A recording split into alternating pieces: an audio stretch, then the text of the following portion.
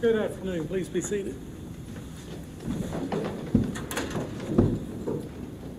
Pardon me.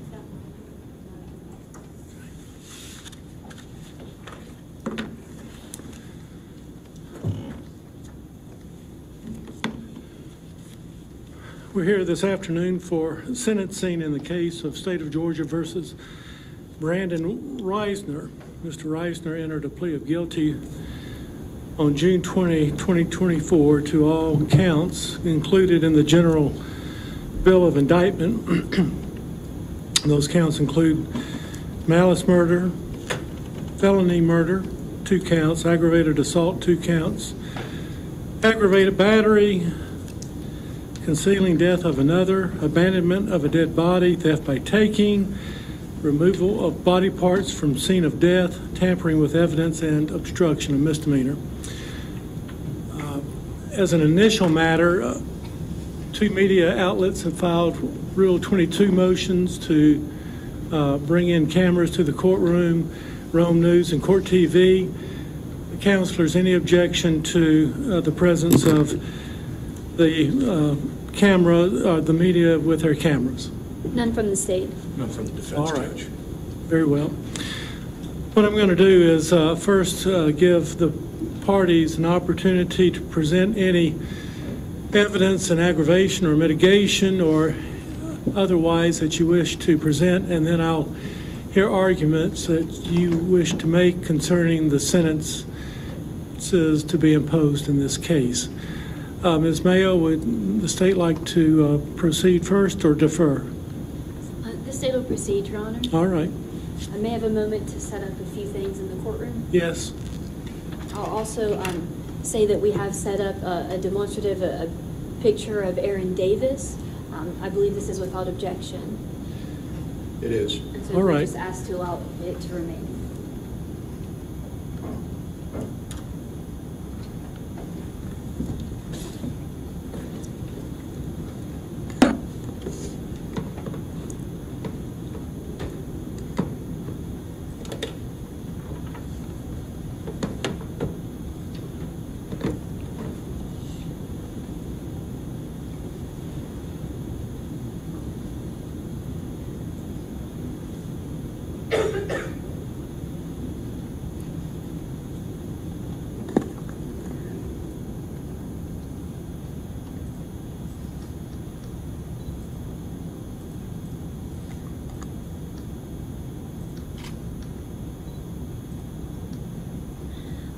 May it please the court. As the court will remember, the state gave a brief statement of facts at the guilty plea back in June.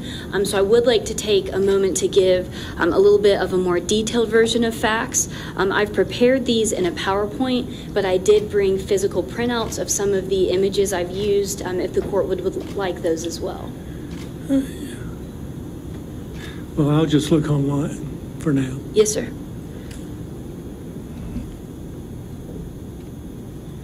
I wanted to start kind of with an overview of the different locations that are involved in this case, starting with up here, which is Heritage Park, which is where the vehicle was found.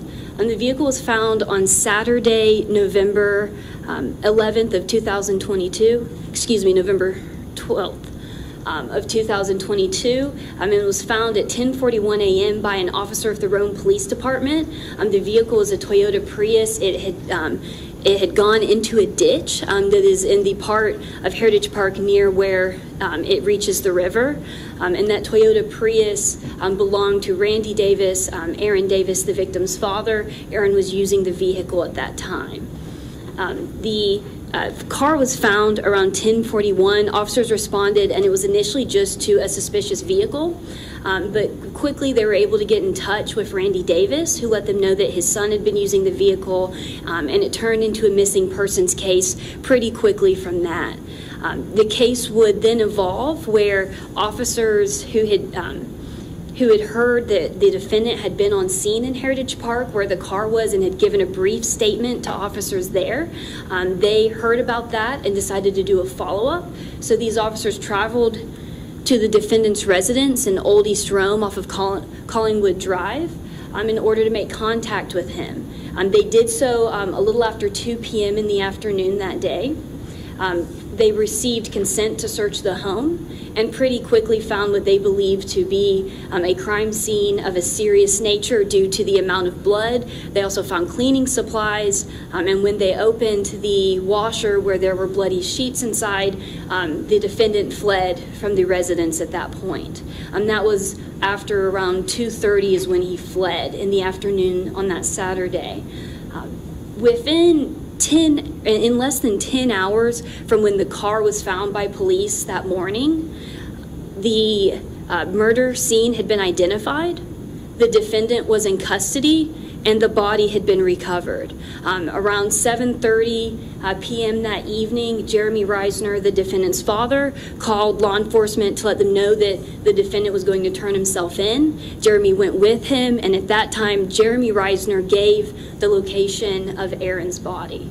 And Aaron's body was off of Tumlin Drive down here. Tumlin Drive dead ends at a church.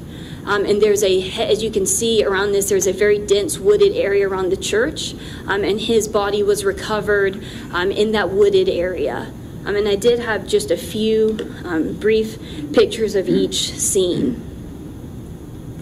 Here's an image from a police camera of the vehicle as it was found partially submerged in this creek. This is a creek in Heritage Park that does run towards the river. Once they pulled the vehicle out of the water, they were able to see what appeared to be blood stains and was later confirmed by the GBI to be not only blood but Aaron's blood inside the vehicle. This is Aaron's own vehicle. Also within the vehicle was a backpack that was filled with bricks. These bricks had a St. Joe marker on them, and later those bricks were found both inside and outside the defendant's residence. And then this is for the back of the vehicle. So Aaron's own vehicle was used to transport Aaron's body. This is the upstairs bedroom at the defendant's residence where Aaron was staying that night. And the defendant had already begun cleaning it. Up here is a large patch of what turned out to be blood spatter and blood that the defendant had attempted to clean off of the roof area of the bedroom, and there was also blood spatter throughout here as well. And some of these were in various stages of being cleaned. And then here's a close-up of some of that had not been cleaned yet, and it was also all over that panoramic picture. So we were looking at the bed just now, and the ceiling with the spatter was about here. This is another shot. This room is the bathroom. It goes to that room. There's a TV over here, and as you can see, there are numerous cleaning products over here and even on the bed as well, and the bed has been stripped of sheets and the comforter. This shows just a wider angle of that, so you can see the cleaning supplies and things that are being taken there. And I ask you just kind of notice this piece of furniture because we're about to see a close-up of that area that you can identify based on the furniture. And so here, all through here, is blood that had cleaning supplies and other things dumped on it. Aaron was killed on the bed as from the different blood above the bed and things of that nature, and then drug into the bathroom. His blood was found on the door of the bathroom shower in there as well as in other places. And there's a significant amount of blood that had pooled here because they cut the carpet, and then you can see that it had already sunk through the different layers and into the subfloor. And then this is that shower that I mentioned where Aaron's blood was found both inside and on the door handle leading to the shower. This is how officers found it. So these gloves belong to the defendant, and he must have worn them at some point in either his cleanup or his attempted dismemberment. This is a fallen tree root ball in the woods off of Tumlin Drive. Like I mentioned earlier, there's a church at the dead end, and it's surrounded by woods. If you go into those woods a little bit, there is this tree bulb, and there's kind of a crevice here.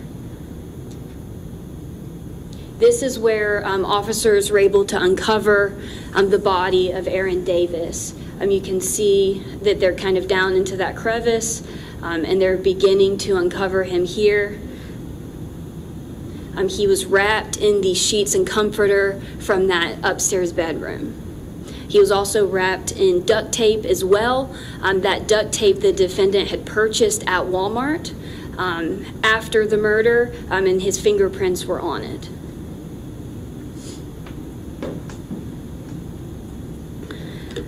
I did want to talk about the injuries to Aaron because they were significant, and I believe that there's certainly evidence of aggravating circumstances.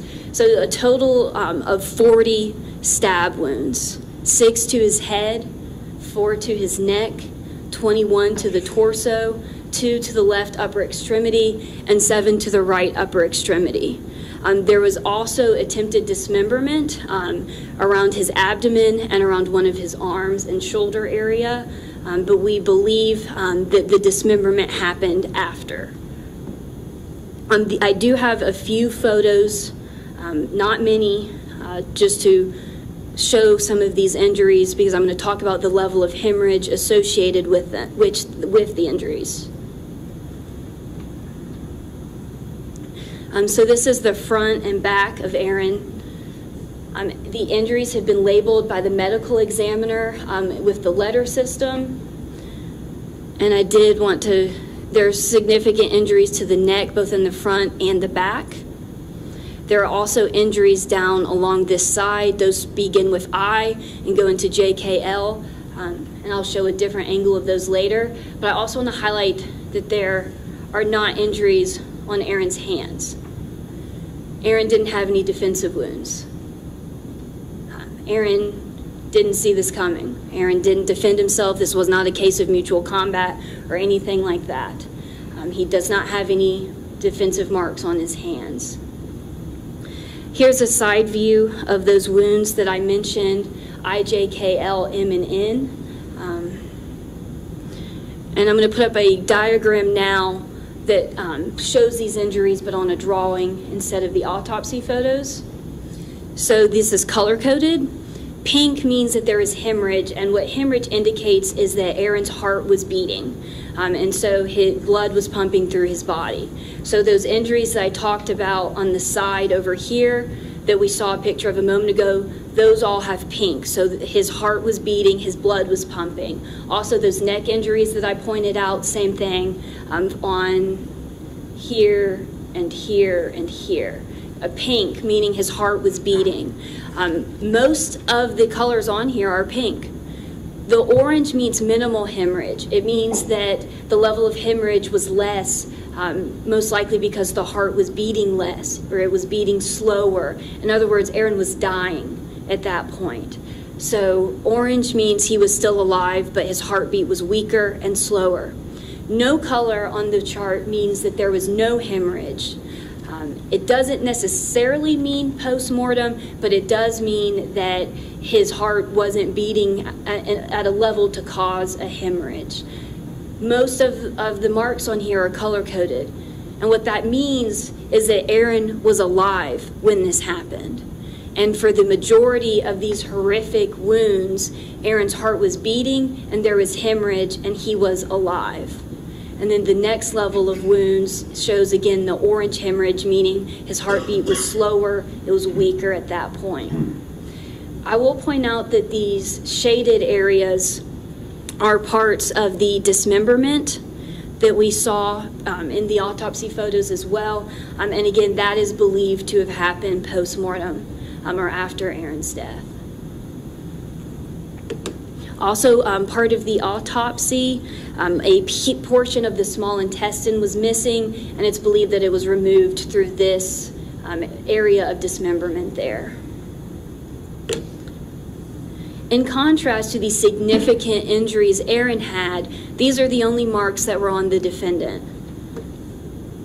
A scrape or scratch here on his side, and then a cut on his pinky finger, And it may be a little bit hard to see on the screen, but there is some type of bruising on on the defendant's knuckles.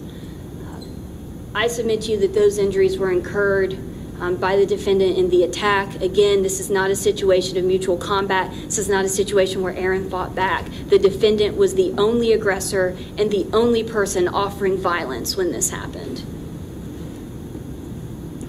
I next want to talk about some of the steps the defendant took to try to cover up this crime after it happened.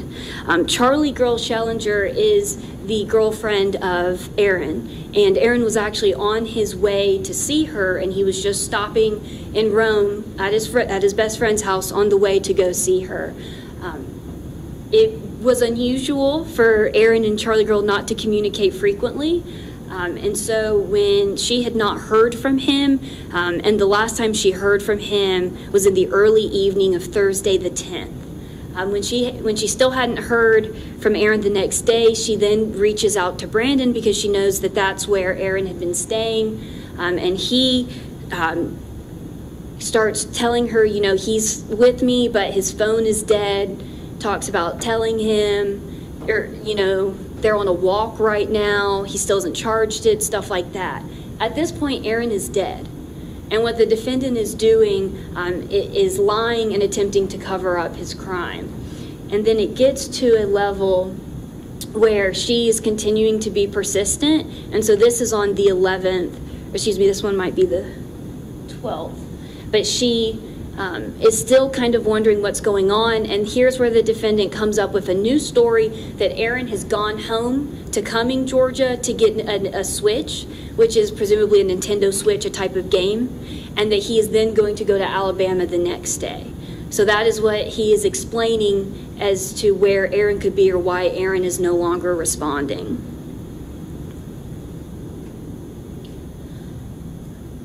He then begins to sort of feign concern, and that he too hasn't heard from Aaron, things like that.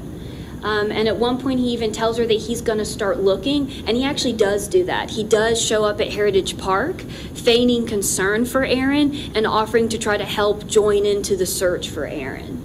Of course, he's only offering to start looking after Charliegirl has let him know that she and her family are on the way to Rome to start the search for themselves. I also want to talk about his internet searches in the time.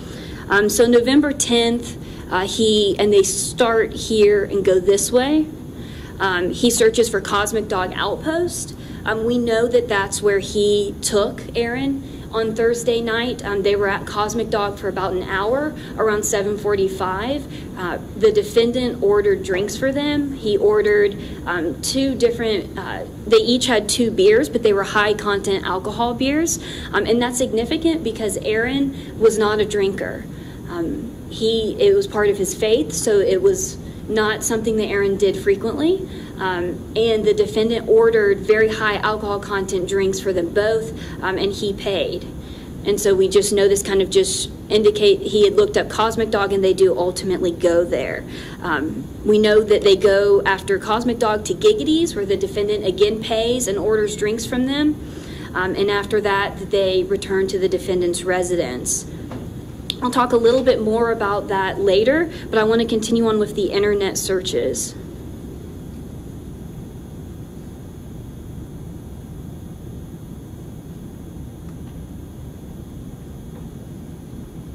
So in this one, and these start over here and go in this direction. So this is on November 11th, Friday. At this point, Aaron is dead. The defendant has already killed Aaron. And he is searching over and over for sheets and blankets. More than 20 searches for sheets and blankets. What he's trying to do is find a replacement for the sheets and blanket that Aaron is ultimately going to be buried in. He's trying to find a replacement set so that the bedroom will appear unchanged, and again to cover up his crime. These are his searches on that day continued. And I'll highlight just a few of them. Professional stain remover. Does Walmart have duct tape? Schizophrenia symptoms. Hydrochloric acid. Best secluded locations. how to drain washing machine, and more searches for the sheets and blanket. And all of these indicate that he is trying to cover up his crime. He's looking for stain remover to try to get the blood out of the carpet. He ultimately does go to Walmart later that day, around 6 p.m., and he does purchase duct tape, and he uses that duct tape to wrap Aaron in the blankets that he's ultimately buried in. Hydrochloric acid is famous because Jeffrey Dahmer used that on some of his victims. That was a search that the defendant made. Best secluded locations. Ultimately, he buried Aaron in a secluded location, so that was part of his search of what to do with the body. So at this point, he has not buried Aaron because he doesn't have the duct tape and he hasn't found the location yet. And how to drain a washing machine, we know from officers that the next day they're going to discover bloody sheets in the washing room. And so he's already concerned because he's been using the washing machine to try to clean these things. Also, in between his searches to cover up his crime, he's also watching videos from No Country for Old Men, which is a horror movie that focuses on a murderer. That's the main character, and his violent crimes and as he goes out. And one of the videos that the defendant specifically watches is a scene where the murderer has been injured and he needs to go to a pharmacy. So he blows up a car to create a distraction to go into a pharmacy. The defendant was also injured at this time. He's later going to search on for what to do about the cut on his finger. But just interesting that in between all of these searches about what to do with his best friend's body, he's also watching videos from a horror movie about a violent killer. All right, and so on Saturday, November 12th, he is still looking up carpet cleaning crew, also water damage restoration, and a company called Chattanooga Blood Spill Cleanup, and how to clean blood out of carpet. So there's the Chattanooga blood spill, how to clean blood out of carpet, the water drainage here.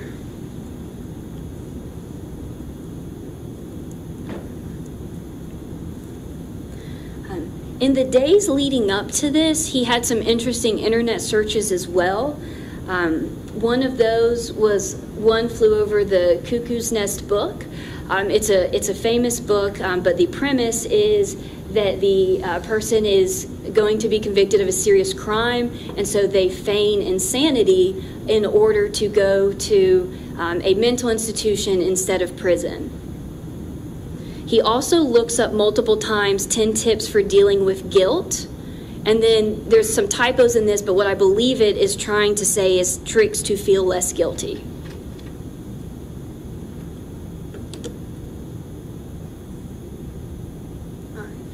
So this is a timetable of some of the defendant's actions, and also kind of giving us the time frame of what was going on with the defendant, what was going on with Aaron. So at 2:40 p.m., Aaron Davis texts the defendant that he's leaving right now and asks for the address. The defendant responds with his residence off of Collingwood.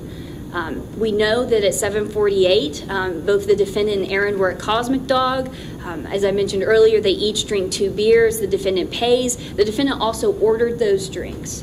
And again, Aaron wasn't a drinker. The defendant was kind of taking the wheel in this situation. They both go to Giggity's afterwards. Again, the defendant pays. He makes a $28.18 purchase. Giggity's is a sports bar. At 9:57 p.m. is the last time Aaron texts Charliegirl. So that's the last time that Aaron communicated with anyone, besides the defendant. At 11:29, Charliegirl has sent several messages to Aaron, but she hasn't received a response from him. On Friday, November 11th, there's a text right after noon between the defendant and Charliegirl where the defendant says that Aaron is with him, but just that his phone has died. At 6 o'clock, the defendant enters Walmart, selects duct tape, looks at carpet cleaner, purchases the duct tape, and then buys himself food from Subway. But at 6:08, he texts Charliegirl the ruse about Aaron going back to his house and coming to get the switch and going to her house the next day.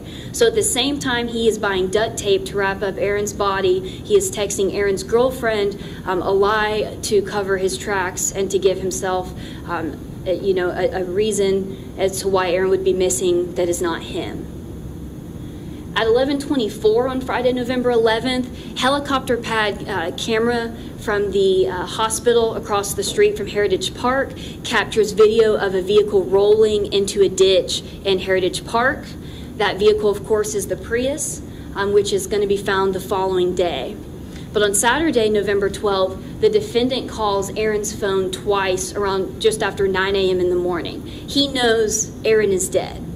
Aaron has been dead for over a day at this point, but he's trying to make it look like he didn't know. He's trying to set up this sort of, defense or alibi for himself. It's calculated. He also reaches out to Rachel, that is his stepmother, and in a couple slides I'll explain why that is significant as well. At 10:41, the car is found at Heritage Park.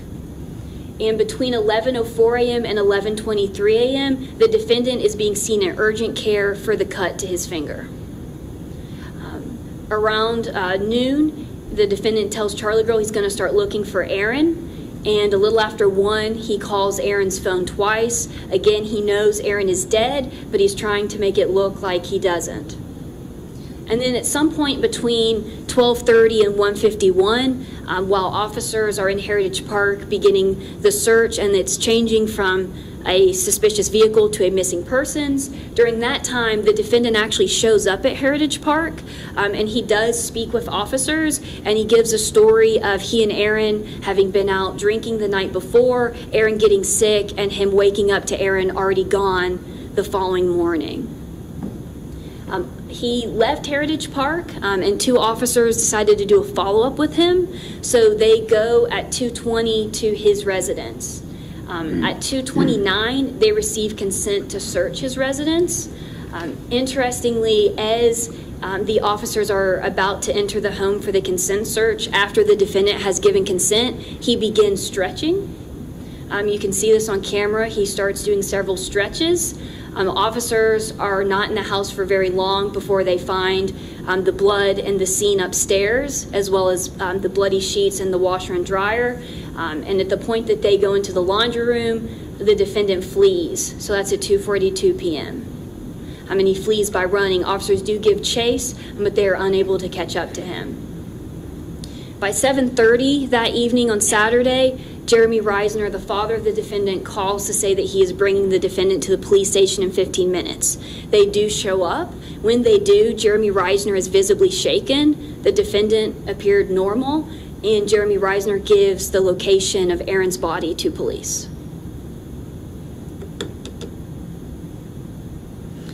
This is a post-murder to-do list that the defendant created in his phone. When I Get Home, schedule last 3 songs. That is a reference to his YouTube channel where he did post music. He wrote quite a few songs and performed them and had some of them on a YouTube channel. Number 2, vacuum. Number 3, laundry.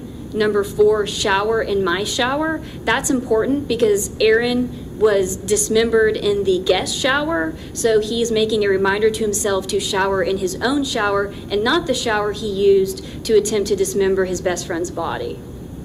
He also says to take a bath, so again, a preoccupation with cleaning, possibly to try to remove evidence that may still be on his body. And again, vacuum and laundry, these are related again to his attempt to cover up. But then he also he makes a written reminder to basically create an alibi defense via text to his stepmother, Rachel, by saying, text Rachel that Aaron threw up horribly. I think there was some blood in it. I woke up and he was gone. So he actually wrote down what his cover story was going to be in this post-murder to-do list. And we know from his phone records that he actually called Rachel that following morning. So he did follow his own to-do list in that regard. Here's a picture of how the to-do list appeared on the phone. So you can see this is the portion that I just showed on the screen. And the to-do list is longer. There are other things, other notes. Some are like clothing measurements and things of that nature. Some talk about him applying to BYU Hawaii or taking classes or going on auditions. There's a part about, and it is right over here, where he makes a note to let them speak even if you don't think they will. look at them till they do, gaze into eyes for a moment before answering, memorize lines, go to gym, do audition. And then after that, apply for BYU Hawaii, go to church, some other things. So he's still making plans for his life. He's thinking about auditions. He's thinking about taking additional classes. He's thinking about applying to BYU Hawaii. He's still making active plans about his future at a time where he has permanently ended Aaron's life.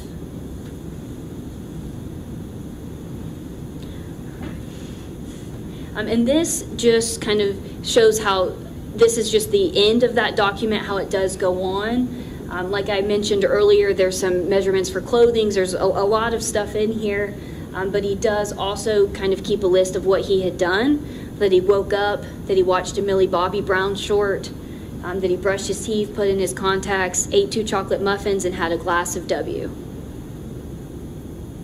So the way notes are organized on the phone is the most recently edited appear first. So this one actually was on top of the post-murder to-do list, which means it had been edited or looked at or worked on after that. And since we know that the post-murder to-do list had been created after the murder, this also was created after the murder. This appears to be some of his lyrics for a song. And the ones I want to highlight are right here.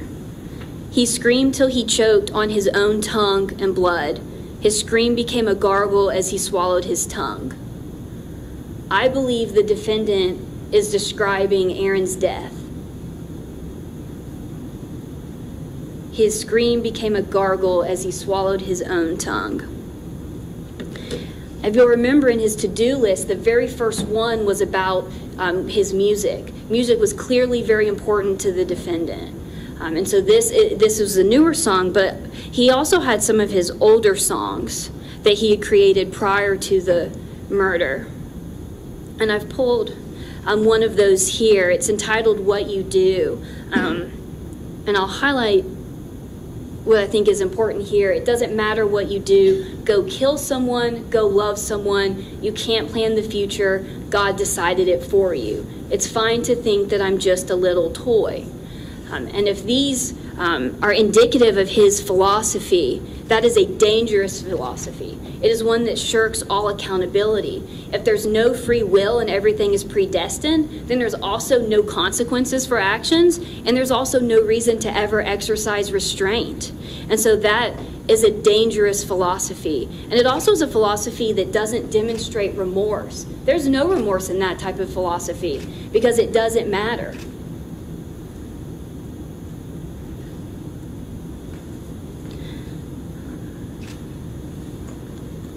We've talked a lot about the defendant's actions leading up to and after that day, but I want to take a little bit to talk about Aaron and what Aaron was doing on that day.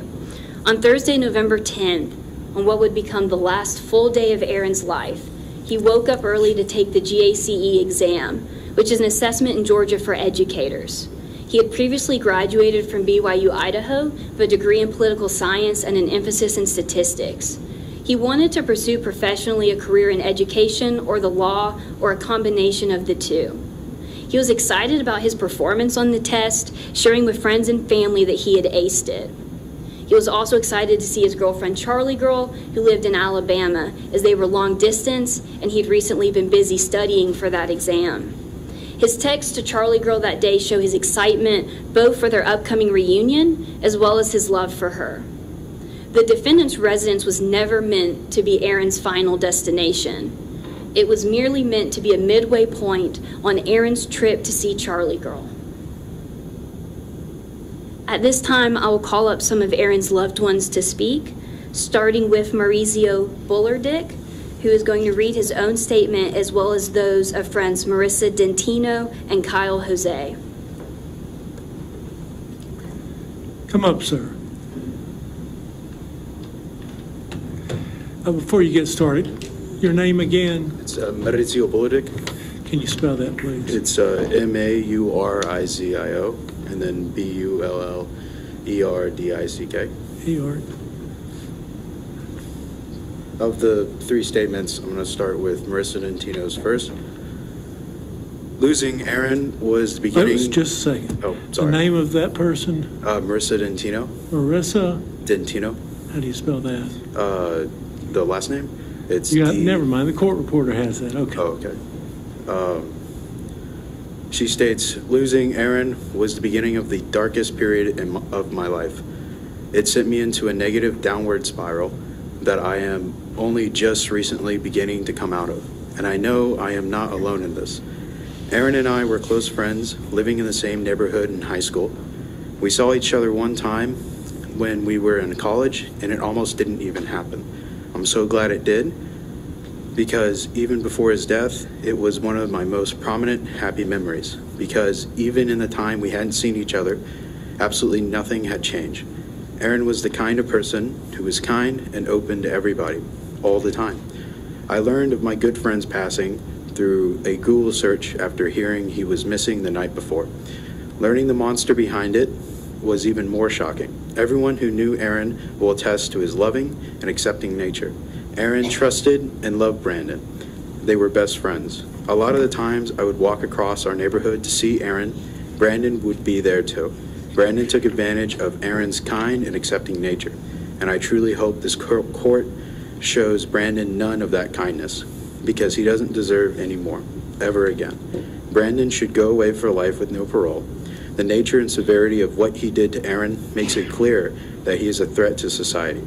If he was able to do all this to his best friend, who never ever once doubted him or harmed him, he could do it to anyone. Aaron's memory deserves justice, and it is crucial for the safety of the community that Brandon is held accountable for his evil and disgusting actions.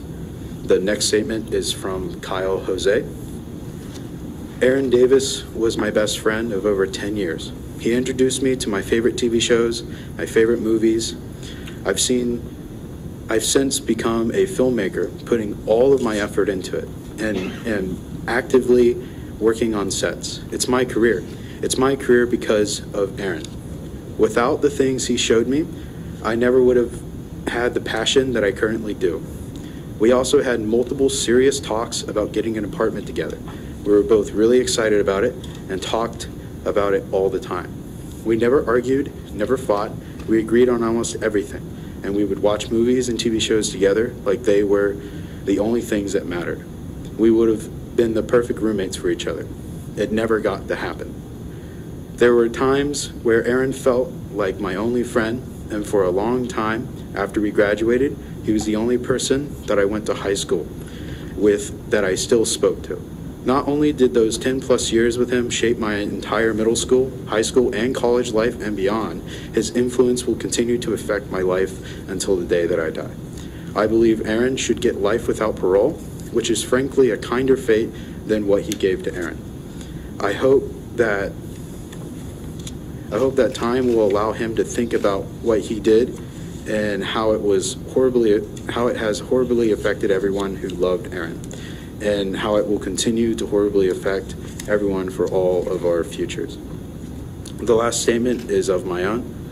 The loss of Aaron has impacted me greatly over these past couple of years. I think of Aaron daily, looking back at the many conversations and good times we shared, from 3 prom parties, many late night walks together, surviving band class, band camp, discussing movies, TV shows, and the brutality of Nerf wars. I never fully realized how much he meant to me, mostly because I never expected to lose him. No one did. He was a friend I could count on, someone who inspired me to be a better version of myself when I was growing up from middle to high school. The way he kept a calm and intelligent composure while balancing a positive attitude was something I always admired about Aaron. The reason why I believe you, Brandon Risner, should get life in prison without parole is because it solidifies the trajectory of your life to being stagnant, which is equal to the current physical state of Aaron as we speak.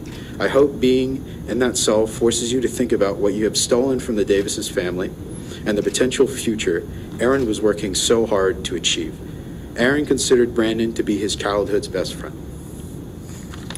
Thank you. Thank you, sir. I'm sorry for your loss. Thank you. Next, Charliegirl Schellinger.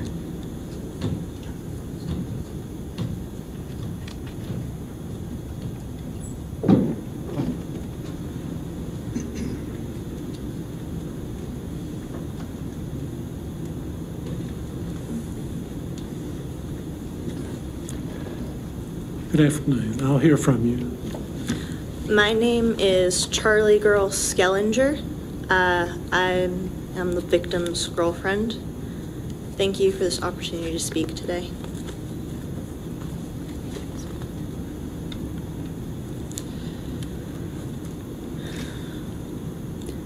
Aaron Davis was and is the love of my life. I will never be the same for having known him. He loved me, and I loved him. I could tell you 100 love stories, and it would not do justice to how wonderful he was. No one has ever understood me quite like he did. To him, I was seen for my soul. His death shattered me. I was a fragment of who I am.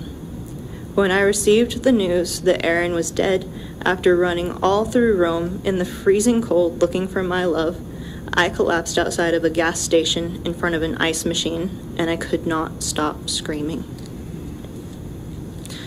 That first night, I slept in my mom's bed. I couldn't sleep without waking myself up crying. I couldn't be alone in the dark anymore because I would see Brandon's face lurking around dark corners. It was a blow when we found out Aaron's personal items were missing. We never got Aaron's phone back. I've had nightmares about it since that day. Losing someone's phone feels like losing another little piece of them. Aaron and I had special bracelets with the planets on them we got for our 3-month anniversary. He kept his bracelet in his car because he wanted to be able to wear it every time we were together. Aaron was infamous for his bright shirts and sense of style, and some of his most iconic ones were packed for the weekend we had just planned that day. These items with so much sentimental value are lost to us.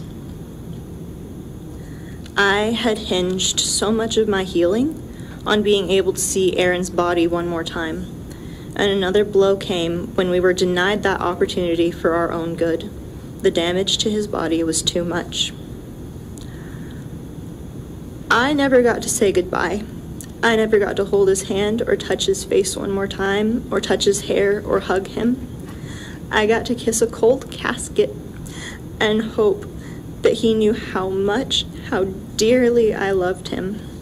We had so many plans for our future and the life we were building together. Thanksgivings and Christmases, family traditions. We wanted to go to the beach together. It was his favorite place.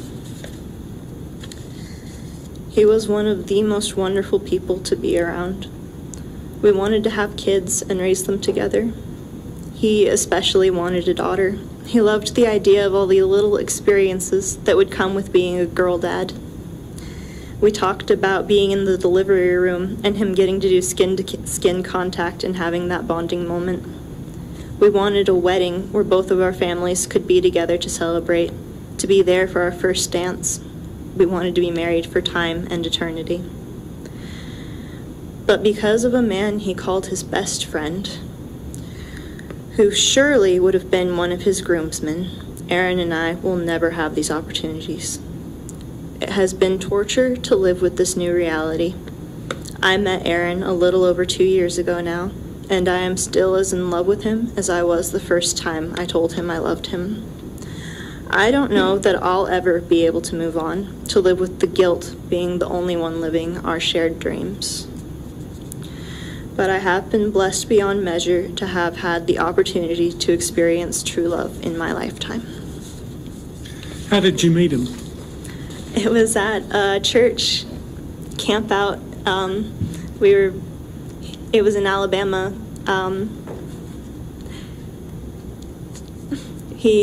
They were playing a get to know you game, and he stood up and he said his name, and I said, "That's it, that's the one. I'm gonna remember his name." We actually had our first kiss there under shooting stars. Okay, I'm sorry for your loss. Thank you. I'm gonna read a little piece Sure. of the love letter he sent me, if that's okay. Sure. And this is Aaron writing this to me. Even if the flap of a butterfly's wing causes one of us to die in an accident, or 1,000 monsters managed to bring me down, will always have back then, and I would rather spend the rest of my life missing you than never having known you. I think you're the most talented, funny, smartest, and more beautiful girl I know. You light up the world with every smile, and you genuinely glow, changing from moonlight to sunlight. You constantly surprise me with just how wonderful a person can be, and I didn't know I could love someone as much as I love you. Nice.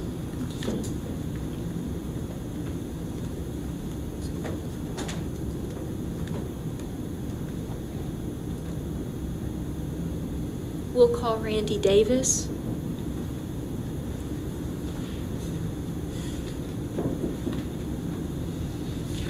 Good afternoon, sir. Good afternoon. How are you? Good. I'm Randy Davis. I'm Aaron's father. It's okay if I go ahead and read what I've written? It is. So November 12th, 2022, our 20-month ongoing nightmare began. We've always been a close and loving family with deep commitment to each other, faith, and the community. On November 12th, 2022, I received a call from the Rome Police Department that my car that my son Aaron had been using was found in a ravine here in Rome, Georgia. As far as we knew, Aaron should have been at his girlfriend's house in Alabama the day before, so this was certainly unexpected. Since Aaron was staying in Rome the night of November 10th at the home of Brandon Risner, I called Brandon immediately to let him know and asked him if he knew why the car would be there. Brandon acted concerned and mentioned that Aaron had stayed an extra day in Rome, and that he noticed that he had left sometime during the night before. With a few additional phone calls, Brandon added speculation as to what might have happened or where he may have been going, such as going home to receive that Nintendo Switch game system that was mentioned previously. He also mentioned to me that Aaron may have been suicidal and tried to kill himself. Brandon even came down to the site where the car was found and attempted to search for Aaron, all the while knowing what he had really done, and in the middle of attempting to hide the evidence in his own home. So although life has changed in so many ways since that day, let me focus on three main changes that I can think of. The first is the loss of the potential of my son and all the potential that he had. Aaron had worked so hard to be where he was at that day. He was 21. He had, while he was in high school, his final 2 years, he had been taking college classes so that he could get ahead, then he committed to serve a 2-year mission for our church, which was unfortunately cut short because of COVID. But he did complete his college education. Just that summer of 2022, he had finished his last internship, which was a law internship with my nephew up in North Carolina. And he had just come home and was so excited. He had just felt like he had just kind of hit that check mark where he was ready to launch off into life. He had decided that he wasn't convinced yet that law school was for him, and so but he thought he would be a great teacher. So the morning before driving to Rome, he had aced the GACE exam required for applying for a teaching certificate program. He would have been an amazing teacher and could have impacted many lives that way. His long-range goal was to become a college professor if he ultimately decided that law school was not for him. It's such a tragedy to me that so much potential was wasted due to the defendant's actions. Aaron was in love, as we've just heard. He would have been an engaged father and husband when the time was right. I will miss the opportunity to see all of his dreams that be realized, and I'm saddened that I won't be able to witness these life opportunities. Secondly, our family has suffered from this atrocity. Aaron always brought the fun to the house, whether it be entertaining the kids at younger siblings' birthday parties, recommending TV shows and movies to the family, jumping on the trampoline with siblings, or in countless other ways. He was the roommate and like the other pea in a pod with his older brother Luke, who's now 26. My daughter Lorelai, 21. Aaron was his confidant. He was the person that she could go to and talk to about any issues that she had. He was the best friend of his now 16-year-old sister Phoebe as well. He was the bringer of fun and video game buddy of my 13-year-old son Micah. Well, today would be his 13th birthday. We should be home celebrating that today. He was a friend and confidant to all his siblings. He taught me other ways of looking at situations and issues. He was my son and friend to all. I love him. Brandon was a family friend who had been involved with all of our family outings, it seemed, meals and activities for years. how can we go on trusting anyone fully after witnessing what someone that we had trusted so much brutally murder and eviscerate my son? Thirdly, the personal impacts on me include so many sleepless nights and waking up with a rush of terror, anger, and confusion regarding why my son was murdered, and often losing sleep the rest of the night. Due to the mutilation of his body, I've not had the opportunity, until today, to see even pictures of my son, let alone identify his body. I had only heard somewhat vague descriptions of what was done to him. In some ways, this has made it worse, as I've had to picture it in my mind to come to some sort of closure. I will never fully understand what led to this, but I know that I can never recommend that Mr. Risner be allowed to be free anymore. At the time, I was a member of a bishopric, which is a lay ministry position in our congregation at church. What was that? I was a member of the bishopric. So a lay minister in our church, in the lay ministry. But decided I needed to give that up in order to spend more time with my family when we were in the pews at church, mostly with my kids and my wife having difficulty and needing someone there with them. At the time of the murders, I was working as a home care physical therapist and had a clientele that I worked with multiple times a week. I had to give up all that clientele and ultimately switch jobs as an immediate impact of what happened, just because I couldn't continue working at that time, planning for a funeral, planning for trying to figure out what was going on and trying to put my life back together. The psychological scars from betrayal from one who we treated like a son or brother is irreparable. Every time I hear my son Micah refer to murdering an opponent in a video game, I feel pain. I work with elderly people at an assisted living center now who are naturally conversational when we discuss and always ask me, how many children do you have?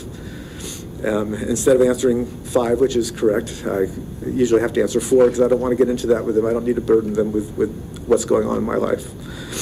But it's a challenge for me. I've been waiting for this day to try to begin healing from this, as it's still hard to fathom whether this is a real event and that he's not just away at college still. I've done what I can to try to keep myself as busy as possible, working, having a secondary job that I work on, trying to spend time with the family, being active at all times in order to not let my mind have to think about what happened. I do believe in both justice and mercy. I believe that justice can be best satisfied as Aaron will not be coming back. The best justice would be for the defendant never to be allowed out of custody again. I do hope that he can find mercy with God and seek help while in custody to be able to plead with God for his mercy at the appropriate time. Beyond the hideousness of the crime itself is the ability to hide those intentions, a total lack of remorse such that I would never be satisfied, no matter how cooperative he would be in prison, that he could ever be trusted again. I feel that it would be wrong to make any recommendation other than life in prison without the possibility of parole for someone capable of committing a crime like this.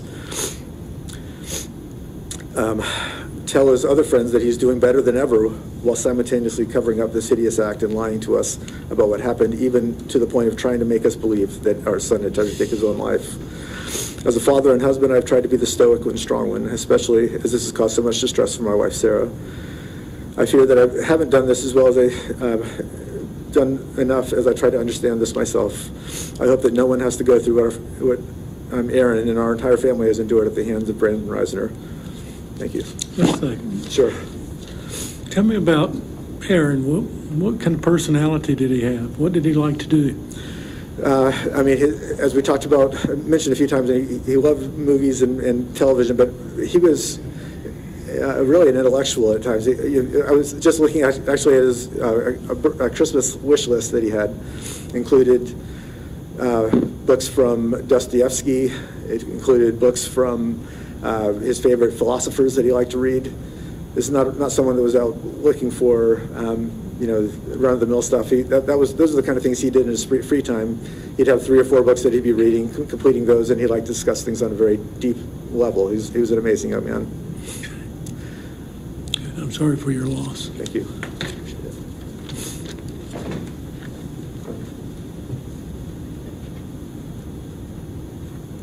Sarah Davis.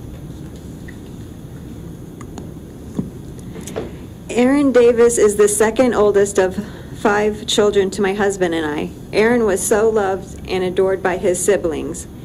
Aaron had an extraordinarily close bond with his siblings, who are named Luke, Lorelai, Phoebe, and Micah. I have never seen my kids get into a fight. They just loved each other so much. Luke and Aaron had such an amazing connection and shared a lot of same interest. For example, whenever I would be on a video phone with Luke and Aaron would come into the room, I became invisible because as soon as they would see each other, they would light up and start talking very fast and animated, changing from one subject to another with never a break in the conversation. They would laugh and giggle, and this happened every single time they talked.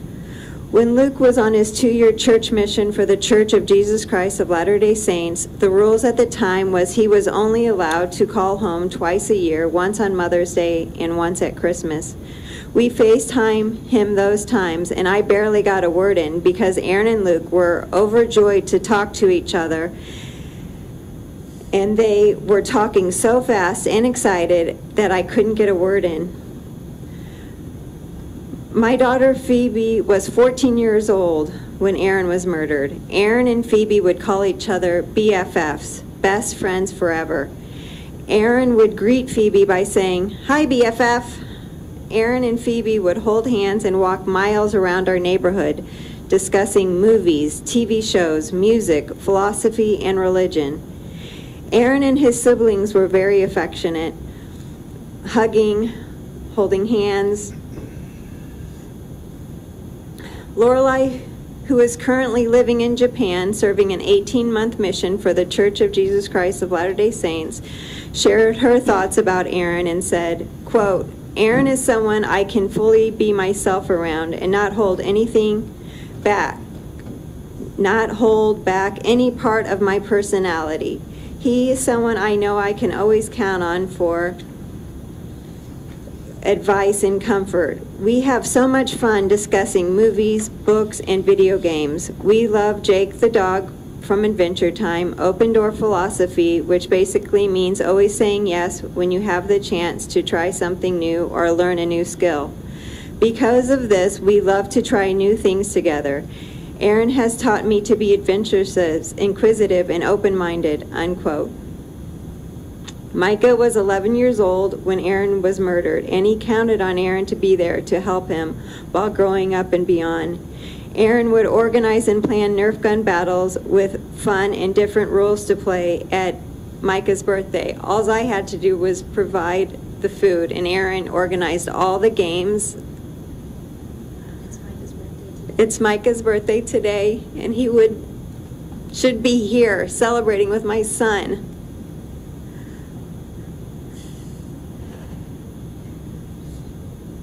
He organized whenever Micah had friends over. He helped play with them. Micah just loved how Aaron would play with him.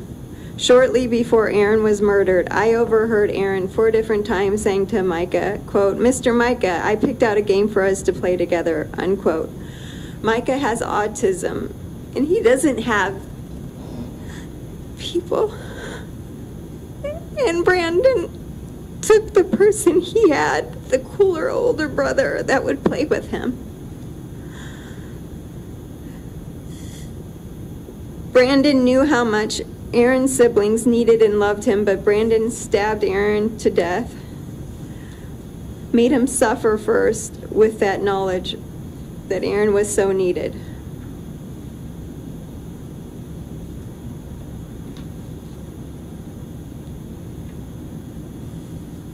Aaron was a very obedient, loving, and caring son.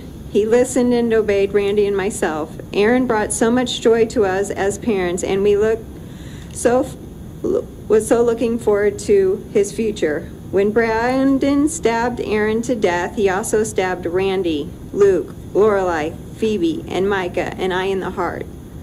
He ripped our hearts out. We have been so devastated by the evil actions of Brandon.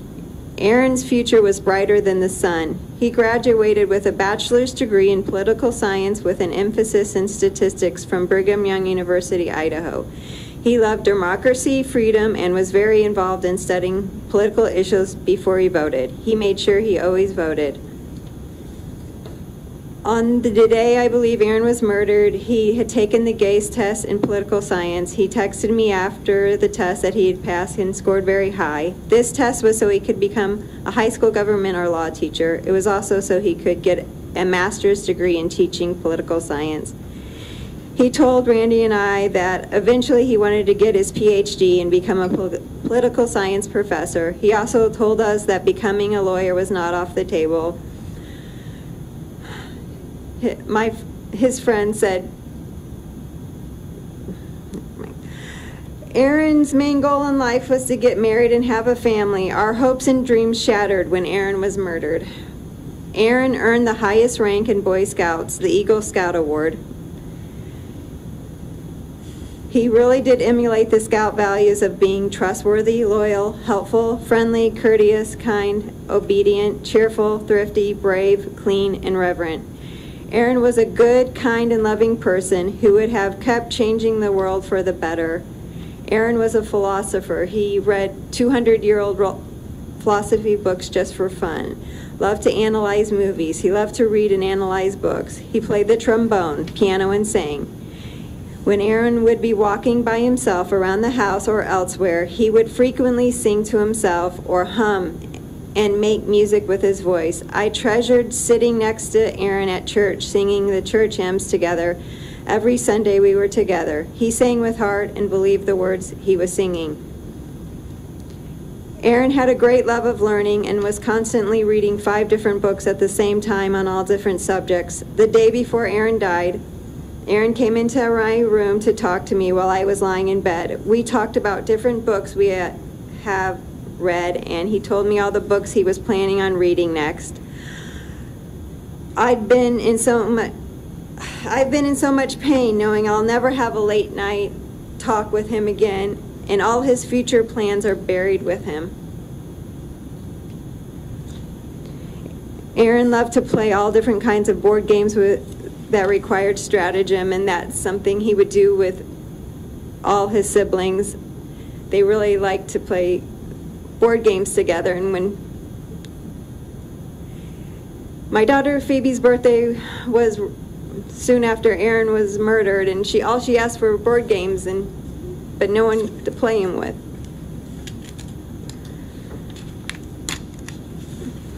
Aaron loved to jump on the trampoline with friends and siblings. He was a good leader in a household of Nerf gun battles. He was a good listener and peacemaker. Aaron loved to be goofy, be funny, and laugh and make people laugh. One way he expressed this is by writing movie scripts and then casting his siblings and friends in the movie and then posting it on Luke's YouTube channel called The Bigger Fish. Of course, the movies were completely weird and silly. Also, Luke and Aaron decided to critique a very obscure show called The Ewok Adventures and post it on The Bigger Fish. It was just a way to be silly and express themselves. Oh, Aaron made everything so fun and had such an enthusiasm for life.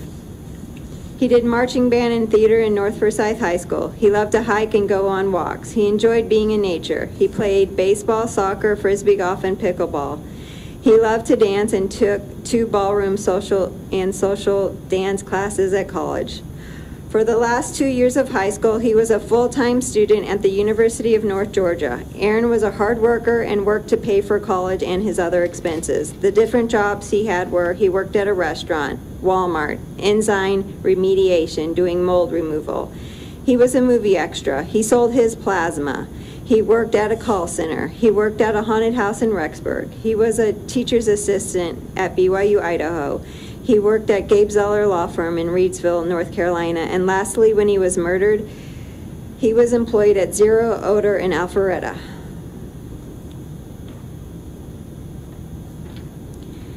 Aaron is a disciple of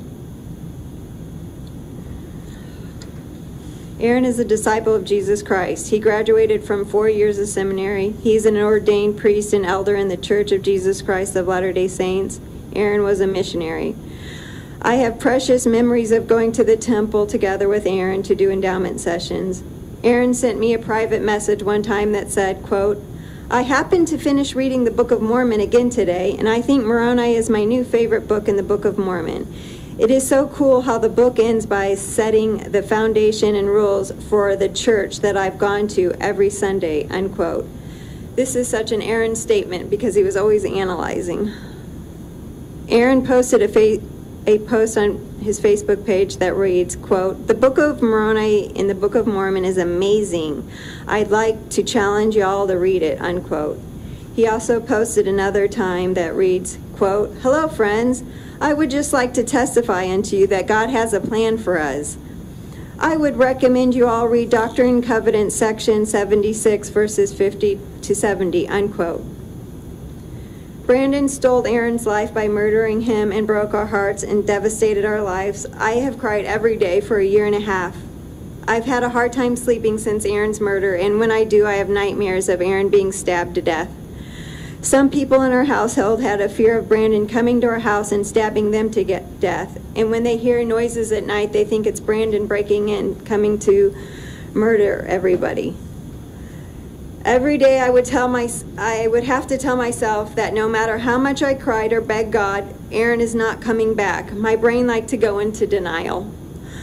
I've missed a lot of joyful occasions because I was too depressed to go because of Aaron's murder. I missed my daughter Lorelei's college graduation with a bachelor's degree from BYU, Hawaii, because I was too depressed about Aaron's murder and had to stay in bed. I believe Brandon carefully planned Aaron's murder. Brandon found a huge hole in the woods, and his evil mind started coming up with a plan. We have never known Aaron to drink alcohol. After Aaron was murdered, we learned that Brandon and Aaron were drinking the night Aaron was murdered. I talked to Luke and a close friend who both went to college and knew Aaron in high school if he had ever known Aaron to drink. They both told me, no, Aaron never drank alcohol. Aaron was dead, so there was no need to cover for him. I think Brandon peer-pressured Aaron into drinking for the first time that night, so his defenses were down. I talked to Brandon several times right after Aaron was murdered because I was looking for Aaron, and Brandon was very calculated in changing a story when I would catch him in a lie. One lie Brandon told me while my kids, Phoebe and Michael, were listening was, "I think Aaron killed himself." He was really depressed, and you have no idea about your son, he said. The day Brandon murdered Aaron, Brandon called his friend Silas. Brandon told Silas how happy he was. He said his life was going great. Brandon said, "I have a girlfriend, my life is great." Brandon was his normal self during that conversation, even though he had stabbed my son to death and mutilated his body and made Aaron suffer. This showed Brandon has no remorse and is happy about what he did. I've cooked and served Brandon thousands of dinners at my house over the years. And he's slept over at my house many, many times. He's seemed to spend more time at my house than his own. I've seen Aaron and Brandon interact. I was always home and they were always at my house, and I always witnessed and observed Aaron being so kind to Brandon, making Brandon lunch, talking to him nicely. When Brandon and Aaron drove out to Idaho, Aaron let Brandon sleep on the nice bed, Aaron on a little baby bed. Just Aaron was always kind to Brandon. And I was right there to witness it because Brandon and Aaron were always at my house.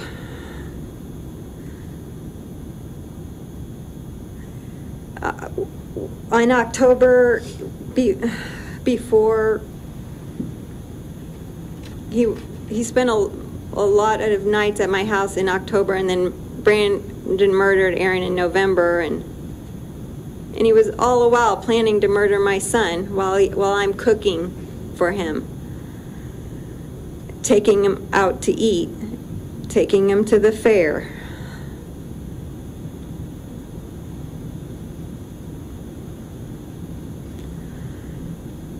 Brandon is the worst type of evil, where he chose to stab Aaron to death and cause such a tremendous loss and pain to those who treated him with love. Brandon deserves to serve life in prison without the possibility of parole.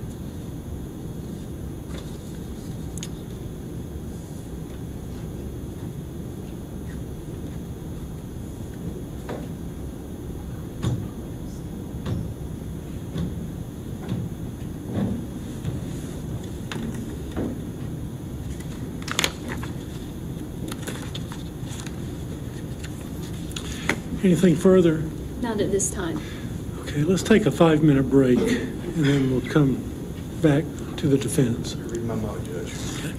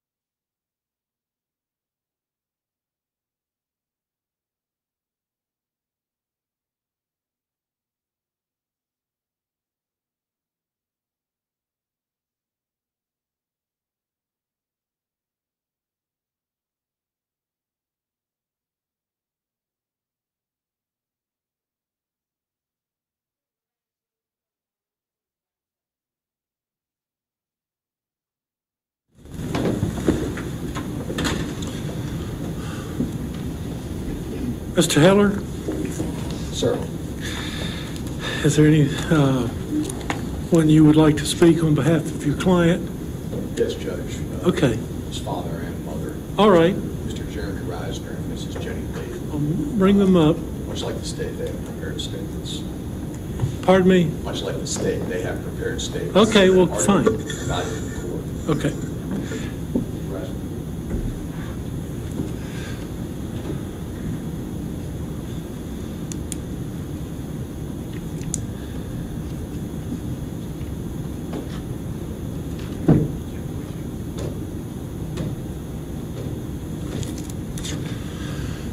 Good Hi. afternoon. I'm Jeremy Risner, Brandon's father, Yes, sir. and I've prepared a statement I'd like to Go ahead, yes. read and maybe do a little ad lib too, if that's okay. Yeah, that is okay. Okay.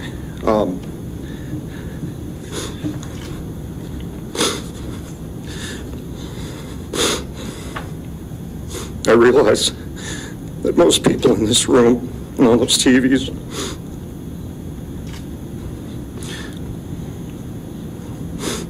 are seeing a murderer, and they're seeing what they're going to see. What they don't see, what they'll never see, is the joy that he brought into our lives the day he was born.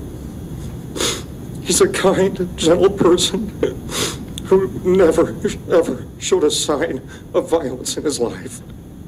He showed nothing but kindness. He was a part of the Davis's family. There was an open door, a revolving door. I took that boy to scout camp every week, every year. They were family.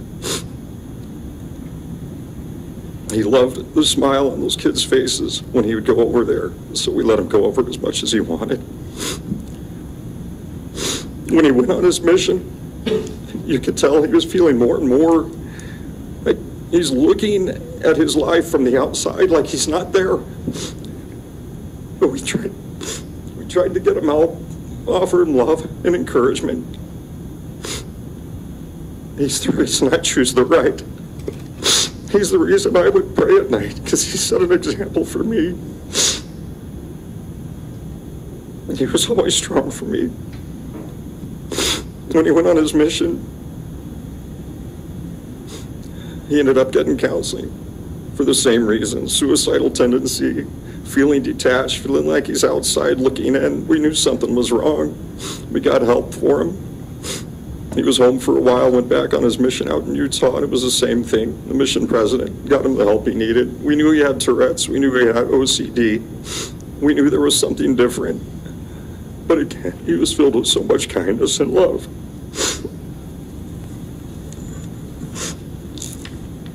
I'm going to read it like a letter, because that's what it is. I'm writing you as a deeply concerned parent regarding my son, Brandon Risner,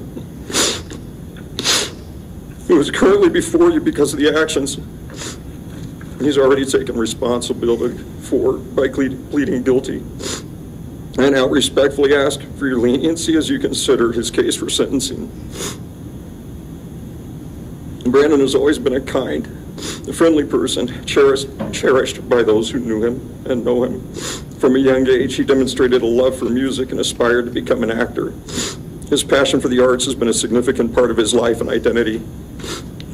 However, Brandon also faces significant mental health challenges. Although they do not excuse his actions, he does suffer from depression, Tourette's, OCD. He's moderately autistic and is currently being treated for schizoaffective disorder. These conditions have profoundly impacted his life, especially over the past 2 years. Now make it 4. During this time, he experienced delusional thoughts and felt increasingly disconnected from reality. He began contemplating suicide, prompting us to bring him home from college to provide the support he desperately needed. Despite these struggles, Brandon has always sought to contribute positively to his community. He was an active member of the Church of Jesus Christ of Latter-day Saints and served a mission with dedication. He also completed a semester at Brigham Young University, Idaho, where he pursued his academic interests and also went further counseling and treatment for depression and suicidal tendencies.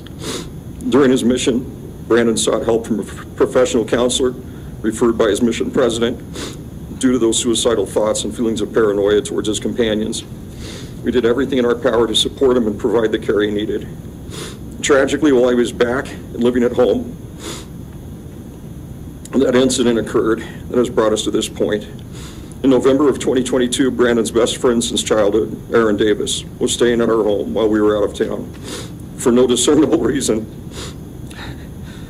Brandon took the life of Aaron Davis, a person who was truly like family to us. Likewise, Brandon was a loving part of the Davis family. This heartbreaking event occurred in our home, leaving both families and the community absolutely devastated. Your Honor, we firmly believe that Brandon's actions were not the result of malice, but rather the culmination of his mental health conditions. We're committed to ensuring that he receives the ongoing treatment and support he needs to manage his illnesses. We ask for your compassion and understanding in recognizing the profound impact his mental health had on his behavior. We earnestly hope that with appropriate treatment and care, he can one day prove himself able to reintegrate into society and lead a productive life. We humbly request that you consider a sentence that would be conducive to mental health treatment and eventual redemption. Our family is dedicated to supporting Brandon during his time in custody. We're prepared to take all the necessary steps to ensure his continued rehabilitation while serving out his sentence. Thank you for taking this time to consider our request for leniency and the possibility of parole. We trust in your wisdom and fairness in making a decision that reflects both justice and compassion. Thank you. Thank you, sir. My best to you. One more vote is Mr. Risner's mother, Jennifer Lee. Yes, Ms. Lee.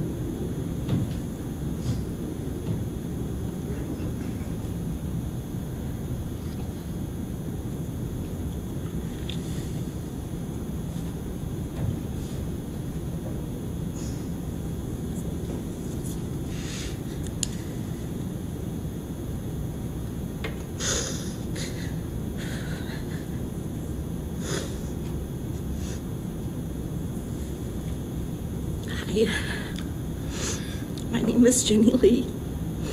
I am Brandon's mom, and I'd like to start by saying how sorry I am for the Davis's loss.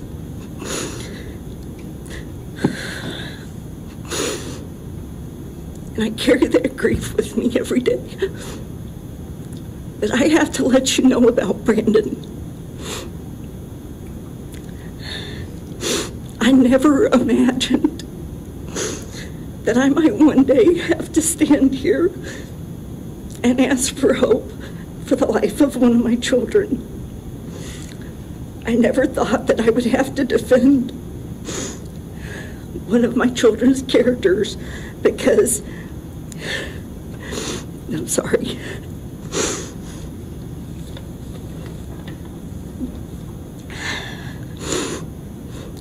I never thought I would have to defend one of my children's characters because they have shown their character through the lives they live. But until these last couple of years, I always assumed that a person's character was defined by how they lived their life. However, I have come to believe that determining someone's character is much more complicated than taking a snapshot of their life. A simple glance at their life does not show you the trials that they have faced or the obstacles that they have overcome.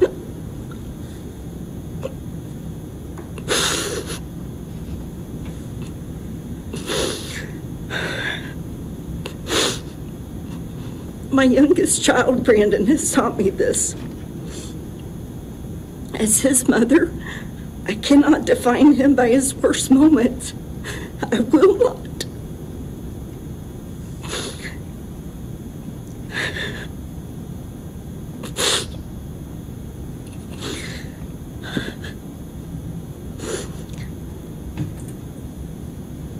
He is so much more than this case has shown him to be.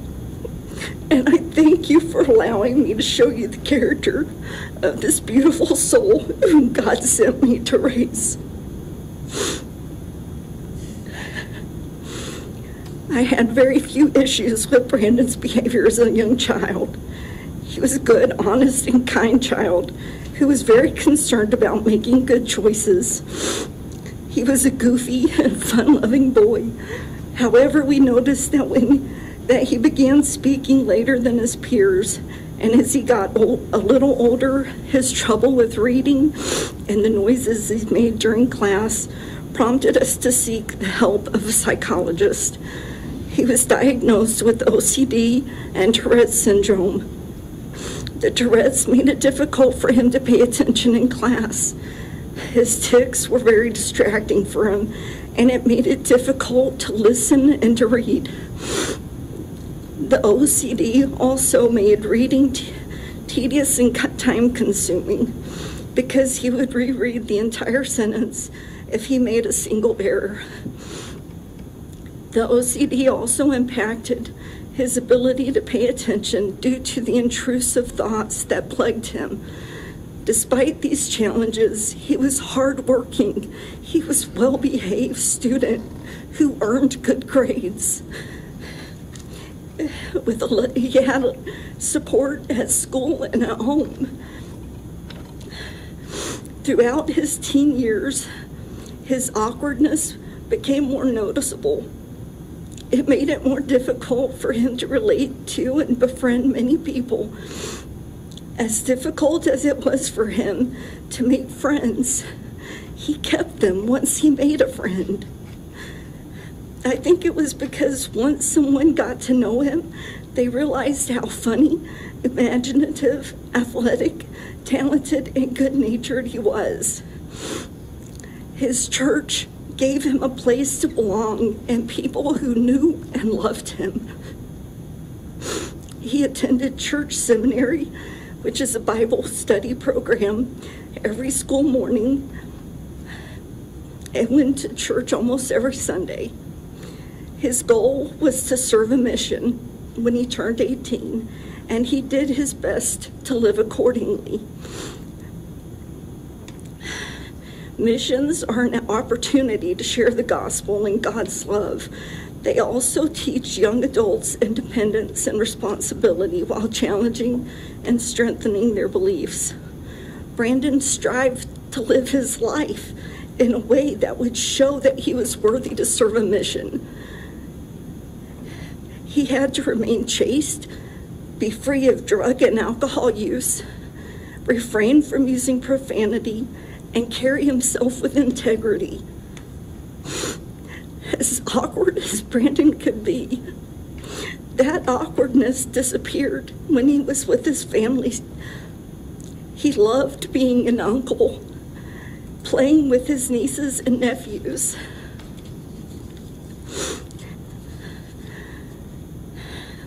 He was always eager to be with his family, whether he was pruning his grandmother's bushes, hiking with me, or getting into mischief with his brother.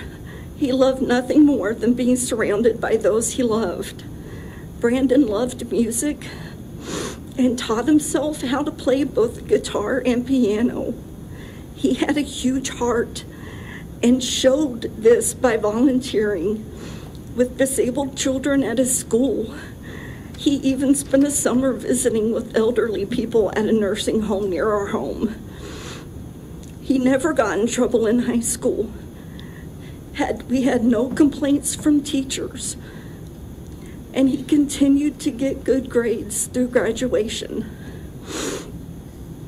He finally left on his mission to Brazil in February 2020. Unfortunately, he was only in Brazil for about a month when they closed the country because of COVID. During his short time in Brazil, he experienced some of his first panic or anxiety attacks. They were triggered by his feelings of not belonging and paranoia that the other people did not like him. On more than one occasion, he told me that he felt outside looking in at himself and others living their lives. After returning home for a few months, Brandon was sent back on a mission to Utah.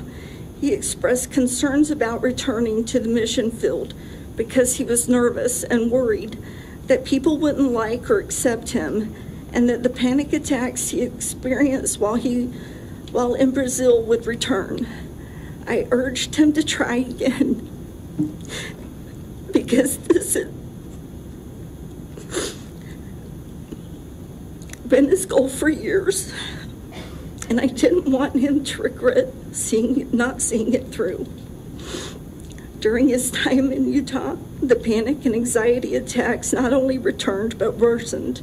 He again expressed concern to me that he felt like an outsider. He also revealed that he was worried that he might hurt someone. I did not overthink his worries at the time because the therapist he was seeing then and when he was younger had discussed his intrusive thoughts and explained that they did not indicate that he would act on them. I also took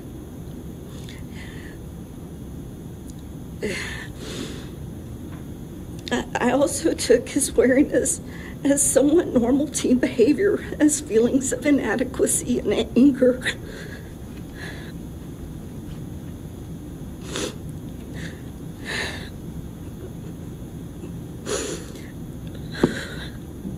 I remember telling him not to worry about such things as hurting someone. I knew him, and he could never hurt another person.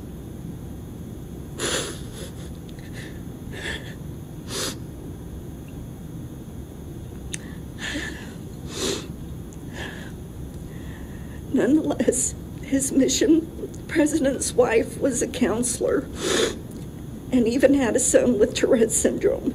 He began counseling Brandon, and after a couple of months, Brandon still couldn't cope, and he decided that he was ready to come home. Brandon returned to mine and his stepdad's home for a couple months, and it seemed to us both that he was depressed and in a slump.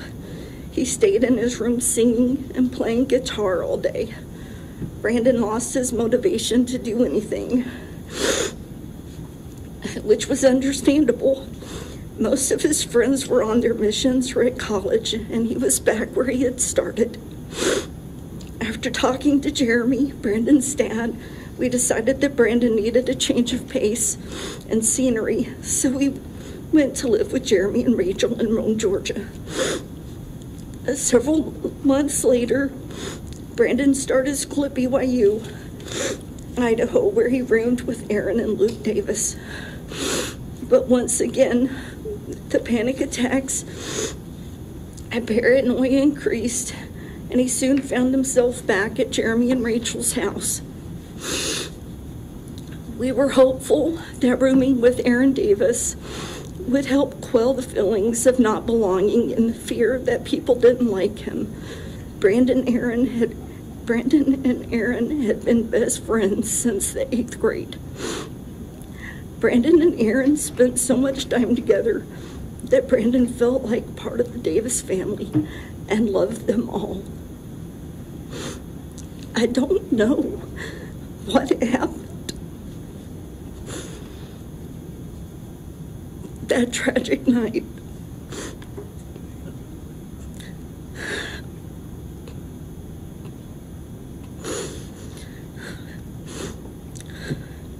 I still have a hard time believing it, that Brandon could do this. I talk to him several times a week, and all I see is the same boy I know and love. The only way that I can reconcile this horrific act with my son is by acknowledging that Brandon suffers from severe mental breaks. That knowledge is only is the only thing that allows me to recognize that Brandon is where he needs to be for now. His actions caused devastating sorrow for the Davis family, and he will pay the price for those actions. As a mother, I can't help but feel like I missed a lot of clues as to what was going on with Brandon mentally. It was difficult for his family or friends to take his struggles as seriously as we should have, because he hid the severity of them so bravely. He did not want anyone to think of him as different or damaged. And his paranoia made him more apt to hide the parts of himself that he was worried would cause him to be rejected, even by me. It may have been avoidable with proper medication, additional mental evaluations, therapy, or discovering the misdiagnosis. However, I know that Brandon was not himself. He was not himself. He was not acting.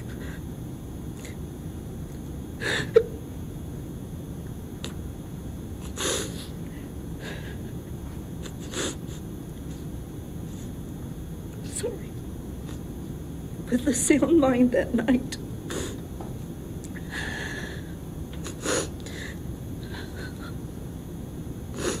So I ask you today to consider what defines our character. Does our one worst act, despite a good life, define all that we are? Can one horrific mistake erase a lifetime of love and kindness? I cannot believe it does. And I hope you can see that too. My child is kind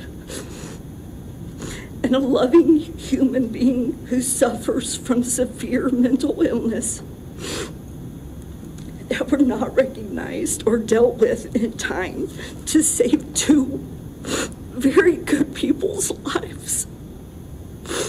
Aaron Davis's and my son's.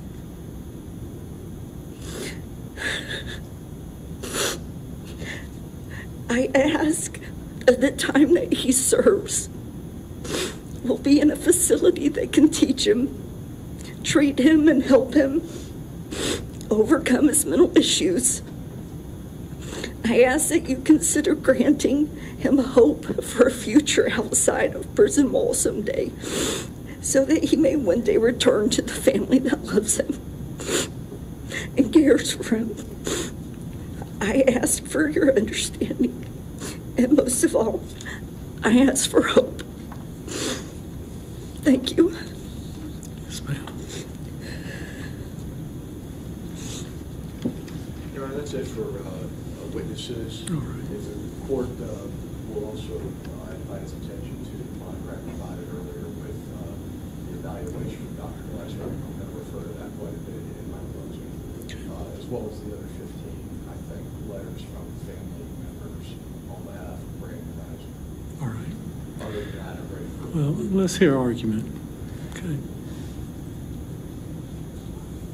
Ms. Mayo? I'll defer to be last. All right. I'll be last.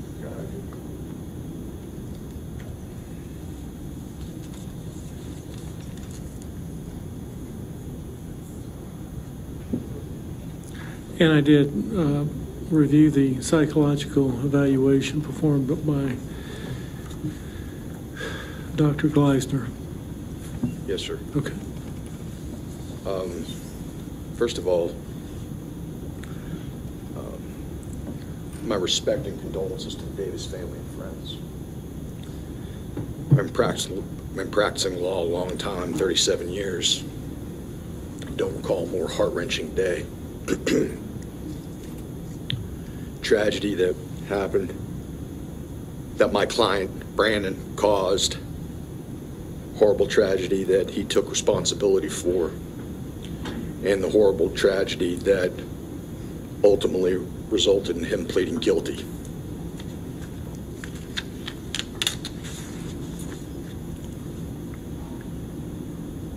I've had multiple conversations with my client, as you can imagine, Your Honor, over the last 2.5 years about what happened, about best course of action. And to his credit, he understood that what he did was irrevocable and wrong, and that he wanted to take responsibility for it. I naturally, after reviewing the file and the state not offering any prior problems or convictions and aggravation, was curious as to if someone has never had a problem with the law, why all of a sudden this? So it naturally led me to believe that there were mental problems, severe mental problems, which resulted in not one but two psychological evaluations, one that we privately employed and the other done by the state. Both psychological evaluations concluded that legally there was no sustainable insanity defense, but both evaluators said, notwithstanding that, there were multiple psychological problems that Brandon was suffering from that still played a very large part that night. A lot of emotion has been heard here today, but I would ask the court to remember that this is a sentencing hearing. Courts of law over the years have had theories of why we sentence, why we punish, and it usually comes down to retribution, incapacitation, deterrence, and rehabilitation. All four worthy of consideration in assigning the punishment to any criminal defendant. I believe the first three, retribution, incapacitation, and deterrence, are already met by the minimum sentence this court can hand down today, and that's 30 years, period. Whether the court decides to give them the possibility of parole, not guarantee parole, but the possibility, which is what we're asking for, or without parole, minimum is there's going to be 30 years done. I believe that all three of those are met with that number. So the number that's left is rehabilitation, and whether or not Brandon is a candidate for rehabilitation. I would submit that he is, notwithstanding the case in aggravation that the state presented, which is heart-wrenching. It's noteworthy that he did do good things during his life, going in the mission field. He was a good son, brother, uncle, friend. He wanted to belong. And unfortunately, there were a lot of misdiagnoses that ultimately Dr. Gleiser and Dr. Ellison came up with, and specifically,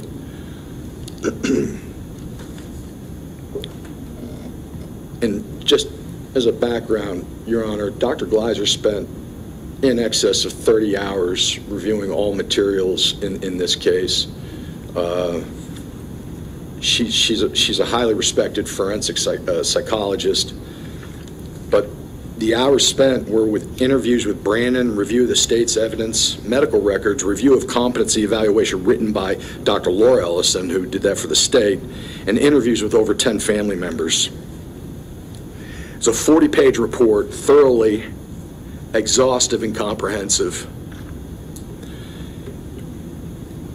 The report concludes with Dr. Gleiser's diagnoses of ASD, the first time we've heard of this, which is autism spectrum disorder.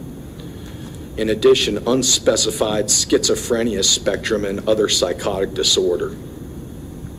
Cannabis use disorder, which, because Brandon's been in custody, is in remission.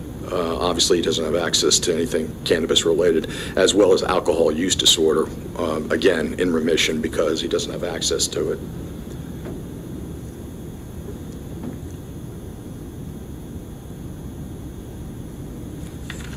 His mother testified from the letter that she wrote that for years they knew he had OCD and Tourette's, but nothing as serious as what Dr. Gleiser opined in her report. There are three, I believe, noteworthy comments that Dr. Gleiser makes in her report. First one is on page 37.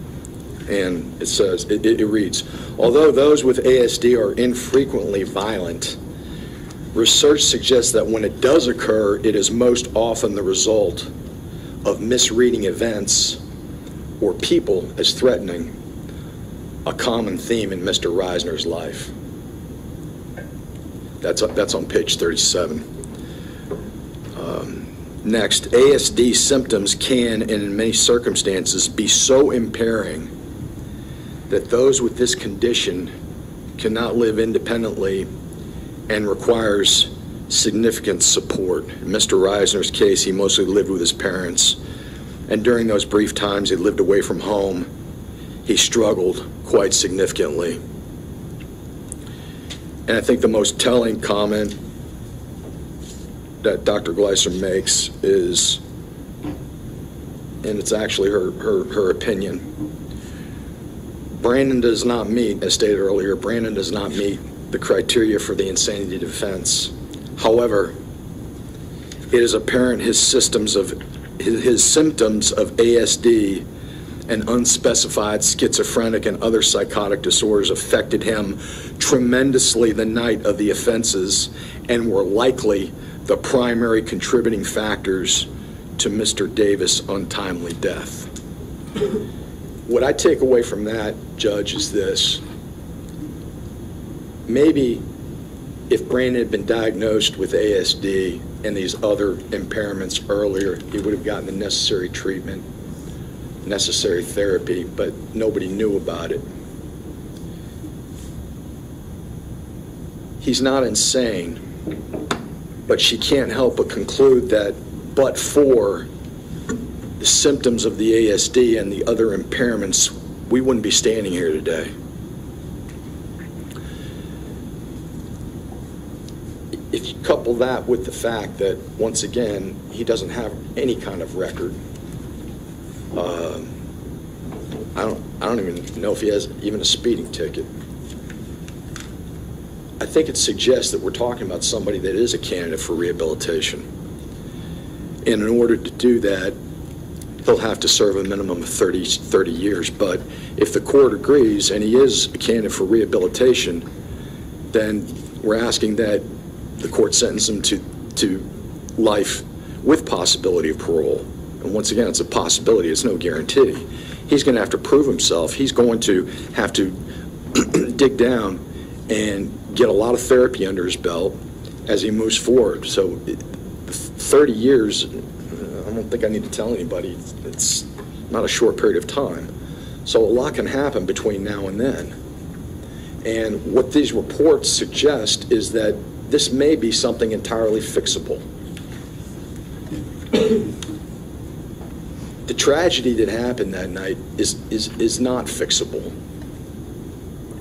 And I can't begin to feel the way the Davis family feels right now. But we are here, Your Honor, for a sort of business, and that is the sentencing. Every one of their victim impact statements was very, very difficult to hear.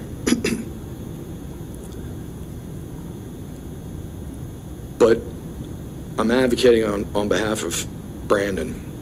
I'm not saying somehow that he get released early, outside of the 30 years. I'm not suggesting anything that's not completely legal. I'm making an argument for mercy. I'm making an argument in equity. I'm making an argument for a kid that maybe if he had a little bit better therapy or a little bit better doctor once upon a time, this would never have happened. Thank you.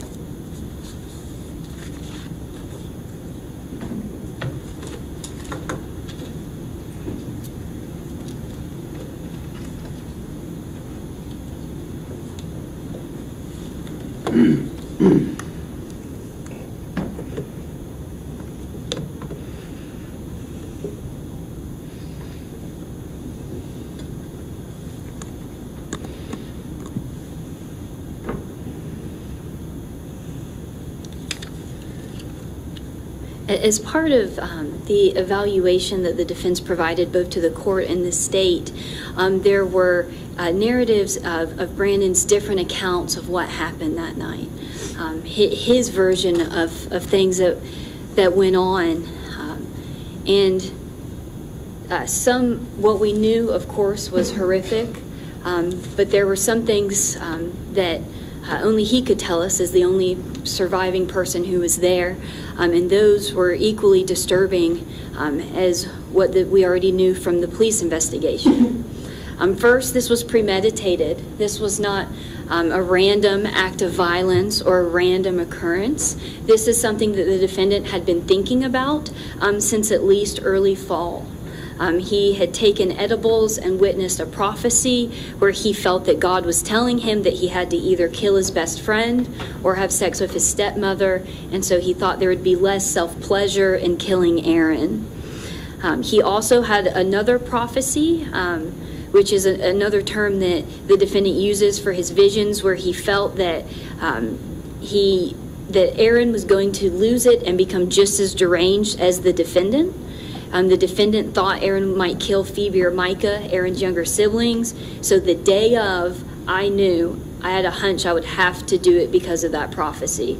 And so these are the defendant's words that on the day of, he knew this was premeditated, that he was going to kill Aaron. He also had another one where he thought that as some type of reward for killing Aaron, that he would then have an opportunity to see Lorelai, Aaron's younger sister, because she would have to come back for the funeral, and he might have a chance at that point to start a relationship with her because he'd had a crush on her. These things came about at times that the defendant was smoking marijuana and or drinking alcohol, but at different parts in his account and in different parts of the evaluation report submitted, the defendant recognizes that smoking marijuana and drinking made him have urges to kill, but he continued participating in those behaviors anyway. He last reported smoking marijuana a week before the murder, but he acknowledged that he was purposefully drinking that night in order to help prepare him in his plan to kill Aaron. So Aaron called the defendant that day to say that he was coming into town. And when the defendant got that call, he thought it was a sign of his destiny because his parents were out of town, and so Aaron would be alone with him at the house. His homicidal urges returned, and he decided he would channel them into the best possible outcome by killing Aaron. Aaron arrived around 4 o'clock at the defendant's residence. We know he had left around 2:40 based on the text messages. And when Aaron got to the defendant's residence, the defendant described that Aaron came in without knocking and that Aaron did not greet him with a hug, which was unusual because they did typically greet each other with hugs. The defendant shortly after had to leave to work at Rome Athletic Club, which is where he was working at the time. And while he was there working his shift, he described that he thought carefully about killing Aaron and decided to go through with it. So the decision was made by the defendant. He'd been thinking about it before that day, but he decided to do it after Aaron had arrived in town and when the defendant was working at his gym. He also, on the way home from the gym, picked up a bottle of red wine, which he intended for both he and Aaron to drink. He also talked about having dark fantasies and obsessions with movies like American Psycho. He wanted to prove that he wasn't a loser because he felt like if you have everyone fooled, that means you're not a loser. And he, at different points, expresses that he felt he would be a loser if he didn't kill someone, that he desired to be charismatic, that he desired to be, quote, the top dog psychopath. At a different point in one of his evaluations, he distinguishes himself from Ted Bundy, which again kind of shows that he sort of has this preoccupation with serial killers. He's obsessed with Christian Bale's character in American Psycho. He knows enough about Ted Bundy to distinguish himself from Ted Bundy and make a comment that showed he recognized what Ted Bundy had done. He was familiar with hydrochloric acid. He had watched Dahmer on Netflix. We knew that from the police cell bright of his phone. And so again, these things, he has these preoccupation with these things. And this also kind of puts into light the earlier searches for No Country for Old Men. That is after he's killed Aaron, in between his different searches to try to cover up his crime, is he's also still watching movies again on this subject matter. Ultimately, his dark fantasy becomes realized, and that's when he kills Aaron. And these are the defendant's thoughts when asked about the moments leading up to and when he is killing Aaron. I don't remember a single thought. I knew what I had to do. I was a man with a plan. I got up on the roof and stalked my prey. I became a carnal animal like in a dream. I saw that he was laying on the bed in there. I hid behind the pillow for a second to make sure that he didn't see. And the defendant reported that he started feeling emotion for the first time as he was killing Aaron. But then he later says, the only emotion that I felt was surprise that I could have done it, or that I could have changed my reality so drastically by doing one move. These are his words about how he felt as he was killing his best friend. He also talked about how he felt when he ran from police after they had discovered the bloody sheets in his home. I was feeling pretty good then. I knew that was supposed to happen, me running from the police. I also loved playing tag, and it was fun. I'd had dreams about being pursued by the police for something like this. I had a dream in the springtime where I stabbed Aaron in the neck and he wouldn't die, so I thought the dream came true. Again, this is some sort of dark fantasy of his, but it is also exciting for him, and it is enjoyable. He's likening this to a child game of playing tag, and this is where he's running from the police after he has killed his best friend. We also learned some new details about what actually happened based on his own description of the murder. So he did take Aaron to Cosmic Dog, where he ordered those drinks. And again, this is after he had already decided to kill Aaron. They went to Giggity's, and then the defendant drove both he and Aaron home, where they got around 11 p.m. They sang karaoke together, and then they drank the wine that the defendant had bought on his way home from work. Again, this is premeditated. This is part of his plan. The defendant acknowledged that by the time they drank the wine, he was drunk. He played guitar for Aaron, who complimented him, and the defendant recalled feeling very flattered because Aaron had given him 2 compliments that night.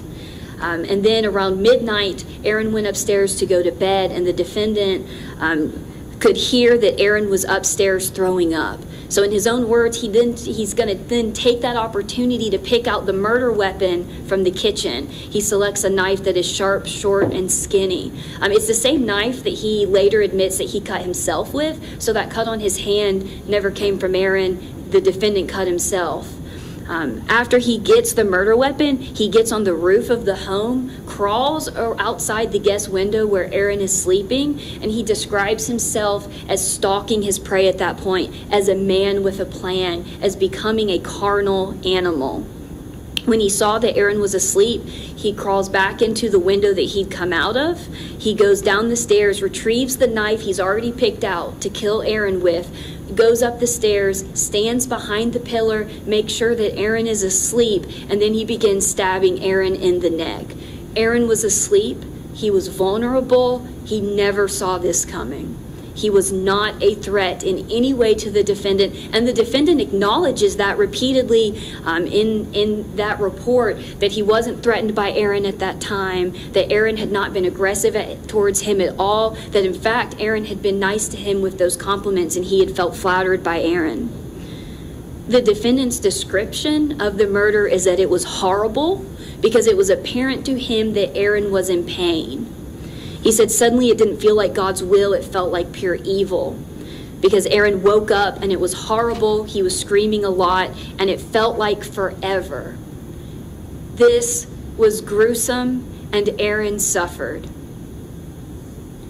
If you compare what the defendant describes here with those earlier song lyrics that I presented, it does indeed sound like those are lyrics written based upon Aaron's death. Because those lyrics were, he screamed till he choked on his own tongue and blood. His scream became a gargle as he swallowed his tongue. He also gave a description of what he did after. That he dragged Aaron's body into the shower in order to drain his blood. That he began removing parts of Aaron's body in order to, quote, lighten the load. That he put some of Aaron's remains in a suitcase for transport. And he then went and put Aaron's body in the trunk of Aaron's car. This is all Thursday evening / early morning on Friday because it's after midnight. And he started cleaning the bedroom but didn't have enough cleaning supplies. So he goes to sleep with plans to wake up early the next morning to continue. But he does throw the knife onto the lawn. Friday morning, he retrieves the knife from the lawn where he had previously tossed it. He begins cleaning the bedroom. We know he searched about if there's duct tape at Walmart. He does go to Walmart by 6 p.m. that evening where he purchases the duct tape. And we know that the duct tape was used to wrap Aaron's body. So when he's at Walmart at 6 o'clock, Aaron's body is still in a suitcase in Aaron's own car at the defendant's residence. The defendant took a Volvo belonging to his parents to get to Walmart. He then looked up and found a secluded location, but he wanted to wait until nightfall to bury Aaron's body, so he waited until that.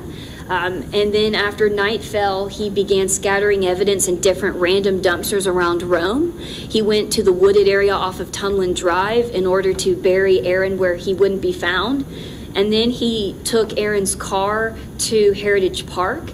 At Heritage Park, he tossed the knife and some of Aaron's body parts into the river, including the missing piece of small intestine.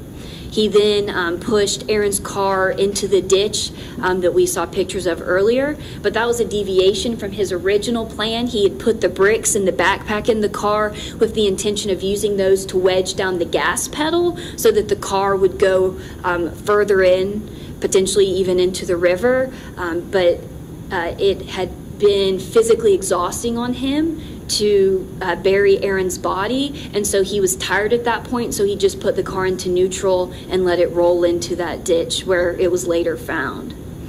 Saturday morning, he begins his campaign of lies and cover-up, where he starts telling multiple people that Aaron had left in the middle of the night, and he let his parents know that there were stains from blood, vomit, and red wine spills, telling the story that a glass of red wine had been dropped and the glass had cut, one of them causing blood.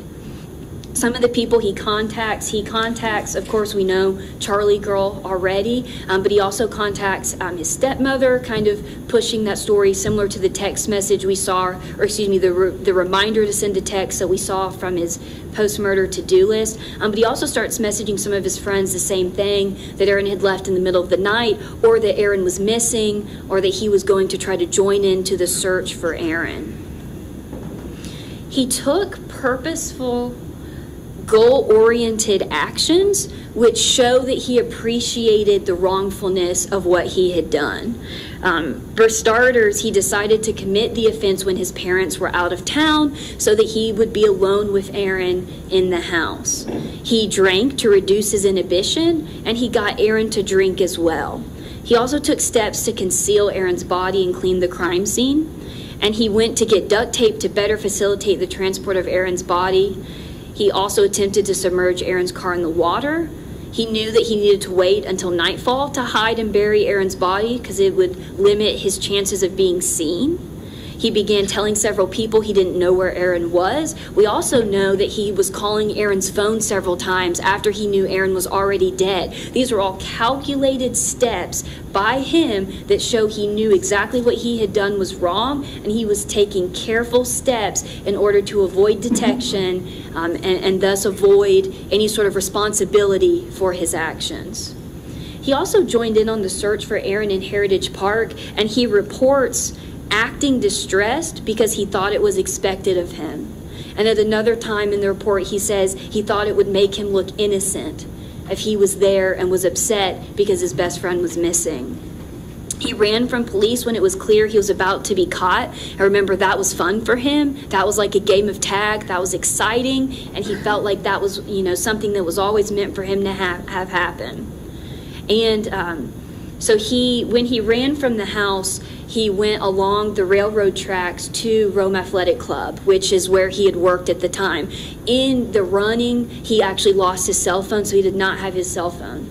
He got to Rome Athletic Club where he took a shower. When his parents came into town, they thought to look for him at Rome Athletic Club, and so they went to Rome Athletic Club. If you'll leave it on... Where is Rome Athletic Club? I think it's near Shorter, but I do think it backs up to railroad tracks. I believe they lead directly to it. And he went there. His father and stepmother found him there by the time they got into town. He told his father what he had done, and then... So the thought is he ran from East Rome to Rome Athletic Club. Yes, sir. So he had to cross the river at some point. He went along the railroad tracks. Over the river? I don't know the specifics of that. What he said was that he followed the railroad tracks all the way to Rome Athletic Club. Okay. Jeremy Risner and his stepmother find the defendant there at Rome Athletic Club. He tells Jeremy what he has done. Then at that point, they go in the car and they drive to Tumlin Drive, which is where Brandon has said he buried Aaron's body. And his stepmother recalled, and again, this is in that report, that on the way to Tumlin Drive, Brandon was singing along to the radio as if nothing was wrong. When they get there, his father gets out. At some point, his father believes that is what has happened, and then tells Brandon that they're going to need for the defendant to turn himself in. Up until that point, the defendant had thought that his father might help him run, and so that was another thing that he kind of did to avoid detection. But when his father suggested that he turn himself in, the defendant did. So again, these are purposeful, goal-oriented actions that show he not only knew this was wrong, but he took calculated steps to try to avoid detection. He gives multiple different motives as to why he did this throughout. One is homicidal urges. One is that he thought he'd have greater access to Aaron's sister if he killed Aaron. Another was he believed he would have to have sex with his stepmother if he didn't kill Aaron, that he thought it was either a prophecy or God's plan. And then this is in his own words, I channeled my homicidal urges into the most successful outcome. With him eliminated, it would allow his siblings to blossom, his family to be healthier. I channeled my demons into doing God's will. I can't think about Aaron. I dream about him, but there are two different versions of him, the evil, manipulative one in my dreams, and then the nice, normal one. He also talks about how he loved Aaron. This wasn't an action out of hate. This wasn't something that had any sort of sexual connotation. And that he felt he would be a loser if he didn't kill someone, and he wanted to be charismatic, and he wanted to be the top dog psychopath. All of these are the different reasons that he gives at different points. But in reality, what these are that he has dressed up his homicidal urges with religion in order to justify those homicidal urges, and then his subsequent actions acting out those homicidal urges. He had those urges, he was aware of them, he wanted to act on them, and he did. He also hasn't shown remorse. He talked to Dr. Ellison about feeling that he was a psychopath because he had a lack of remorse, difficulty feeling and understanding emotions, and having intrusive thoughts of hurting himself or others. And he specifically felt he was a psychopath because he thought that he thought about killing someone and he lacked remorse. He has also not indicated any remorse for killing Aaron. These are specific quotes from him when asked how he felt about what had happened or if he wished that things could have gone differently. Well, I'm still waiting to see how it works out, how the timeline works out, but I still feel mostly bad about it. But that's another reason that I think I'm a psychopath, because I don't feel that bad about it. I feel bad that the Davises hate me for it. And when asked if he could have done anything differently, I think I should have waited. It would have happened a different way. It would have happened out of self-defense. So he's not remorseful. In his own words, he doesn't feel that bad about it. And he's mostly worried about the fact that the Davises are upset with him than he is about the fact that he brutally ended Aaron's life. And that Aaron suffered. In his own account, he recognizes that Aaron suffered. He described it as horrible and feeling like forever. He also has had thoughts of harming others. In the spring of 2022, he started having dreams about hurting or killing others. He reported liking these dreams. These ultimately evolved into dreams specifically of killing family members or other people he knew, and then they became an actual desire to kill. He has thought about killing a homeless person. He's thought about going into downtown Rome with an axe. He once brought a knife while running errands in order to, quote, find someone to kill. He considered stabbing a male stranger that he saw near his car once. And he hid a knife in a bag at a family gathering that summer that included Aaron, and he reported that he was hugging the bag that had the knife in it while having interactions with Aaron and his own brother. All of this excited him. He called it a thrill that was related to something unallowed, but it also was connected to his desire to be powerful and influential after he felt that he failed at being good. One of the things that Dr. Gleiser talks about ASM with was that it's infrequently violent as a result of misreading results or misreading people as threats. This is not infrequent. He has thought multiple times about killing other people, about killing strangers, about killing family members, about killing friends, and ultimately he did kill his friend.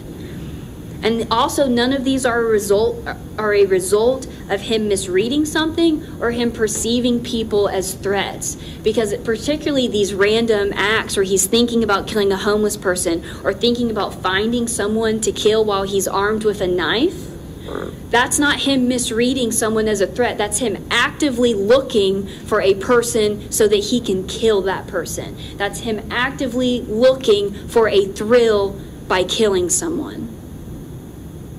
He also is clear that at the time he decided to kill Aaron, and in the moments when he's on the roof and later when he's in the room behind the pillar, Aaron was not a threat to him. He did not think Aaron was a threat at that time. He just wanted to kill him.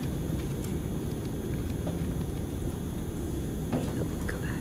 Will you go back? The defendant already had homicidal urges, and he had already been considering different ways to kill strangers, including taking a field trip with a knife where he hunted for someone to kill. Aaron coming to visit when the defendant's parents were out of town gave the defendant the opportunity to be alone with him and to kill him. In the defendant's own words, he felt like it was destiny because he would have Aaron alone with him at the house. It was also opportunistic. As he said, he channeled his homicidal urges into the most successful outcome, killing Aaron. Aaron was a fly that fell into the defendant's web. There's an old saying, "Welcome to my home," said the spider to the fly, where the spider invites his prey into his home, his web, in order to kill him. That is exactly what the defendant did to Aaron. Just like the fly, once Aaron arrived at the defendant's home, he was the defendant's prey. because as we know now from the defendant's own account, it was after Aaron's arrival while he was working at Rome Athletic Club that the defendant decided to definitively kill Aaron.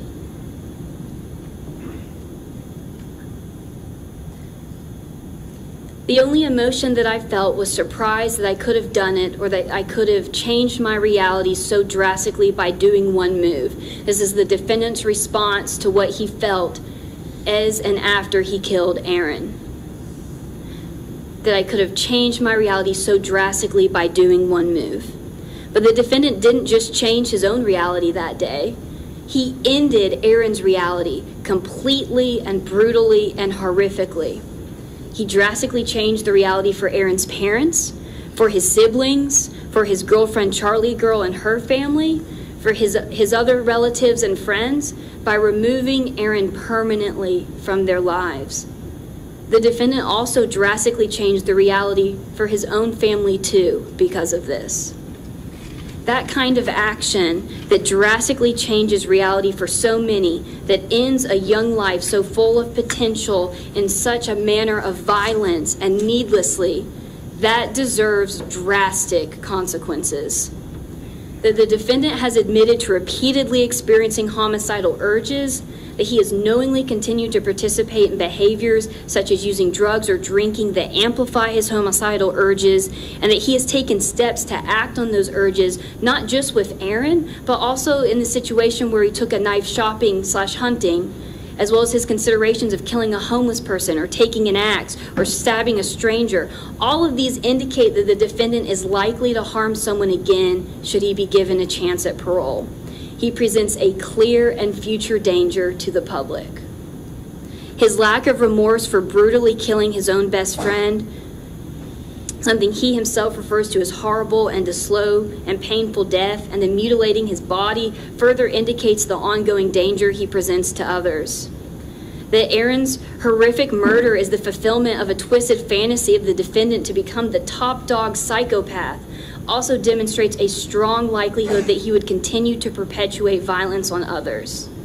That he found the police chasing him after discovering the bloody sheets to be fun and playful, likening it to a game of tag and calling it fulfillment of a dream, is alarming and further evidence of the continuing danger he presents to others. He enjoyed killing and the cover-up and the pursuit by the police.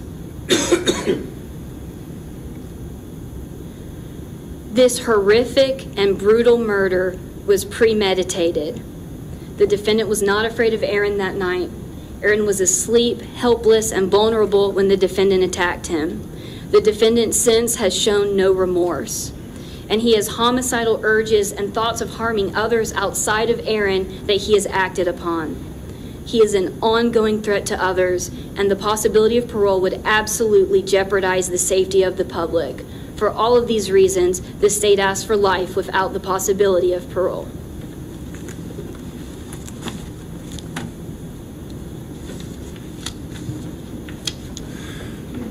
All right, I'm going to take another break and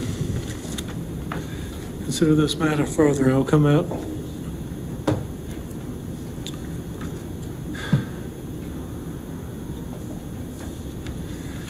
Within 15 minutes and sentence Mr. Risner.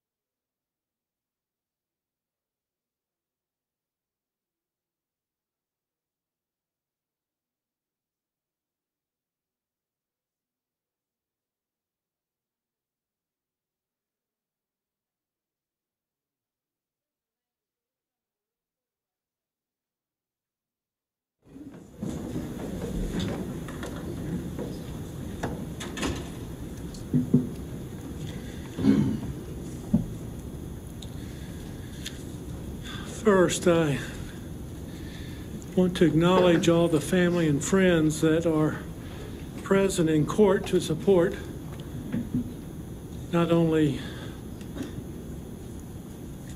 Aaron Davis, but also the defendant, Brandon Risner. Both of these young men have been loved throughout their lives. And I know all of you are experiencing tremendous pain, including the Risner family. But the pain of Aaron's family far exceeds that. To have a young son brutally murdered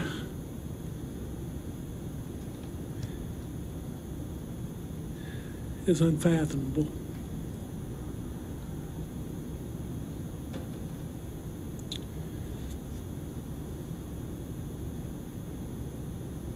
I hope that your fond and loving memories of Aaron and that your faith will provide you some comfort as your life continues.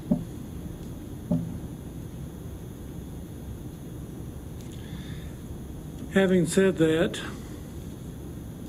I have considered all of the facts and circumstances of this case and counsel's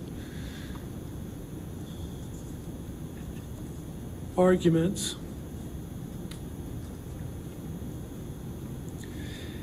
And I have come to the conclusion that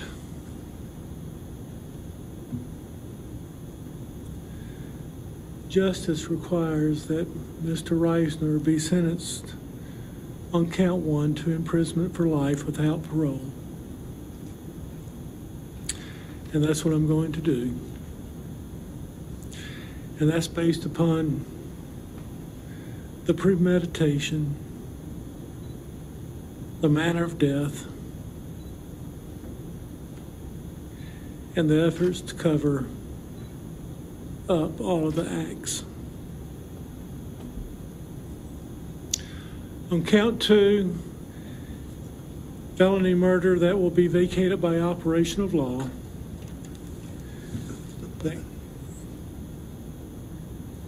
Count 3, to which Mr. Risner also pled guilty, will be vacated by operation of law. Count 4, the aggravated assault, will be merged into count 1, as will count 5, aggravated assault, and count 6, aggravated battery. Count 7, concealing the death of another, the sentence will be 10 years. Count 8, abandonment of a dead body, there will be a sentence of 3 years. Count 9, theft by taking, motor vehicle with a value more than $5,000, the sentence will be 10 years. Count 10, removal of body parts, be a sentence of 12 months. Count 11, tampering with evidence, be a sentence of 10 years. And count 12, obstruction, that's a misdemeanor, the sentence will be 12 months. So the total sentence is life imprisonment without parole. Did you want to add something, Ms. Mayo? Your Honor, count 11 is a misdemeanor. You had said 10 years. Count 11, yes, tampering sir. with evidence? Yes, sir. Well,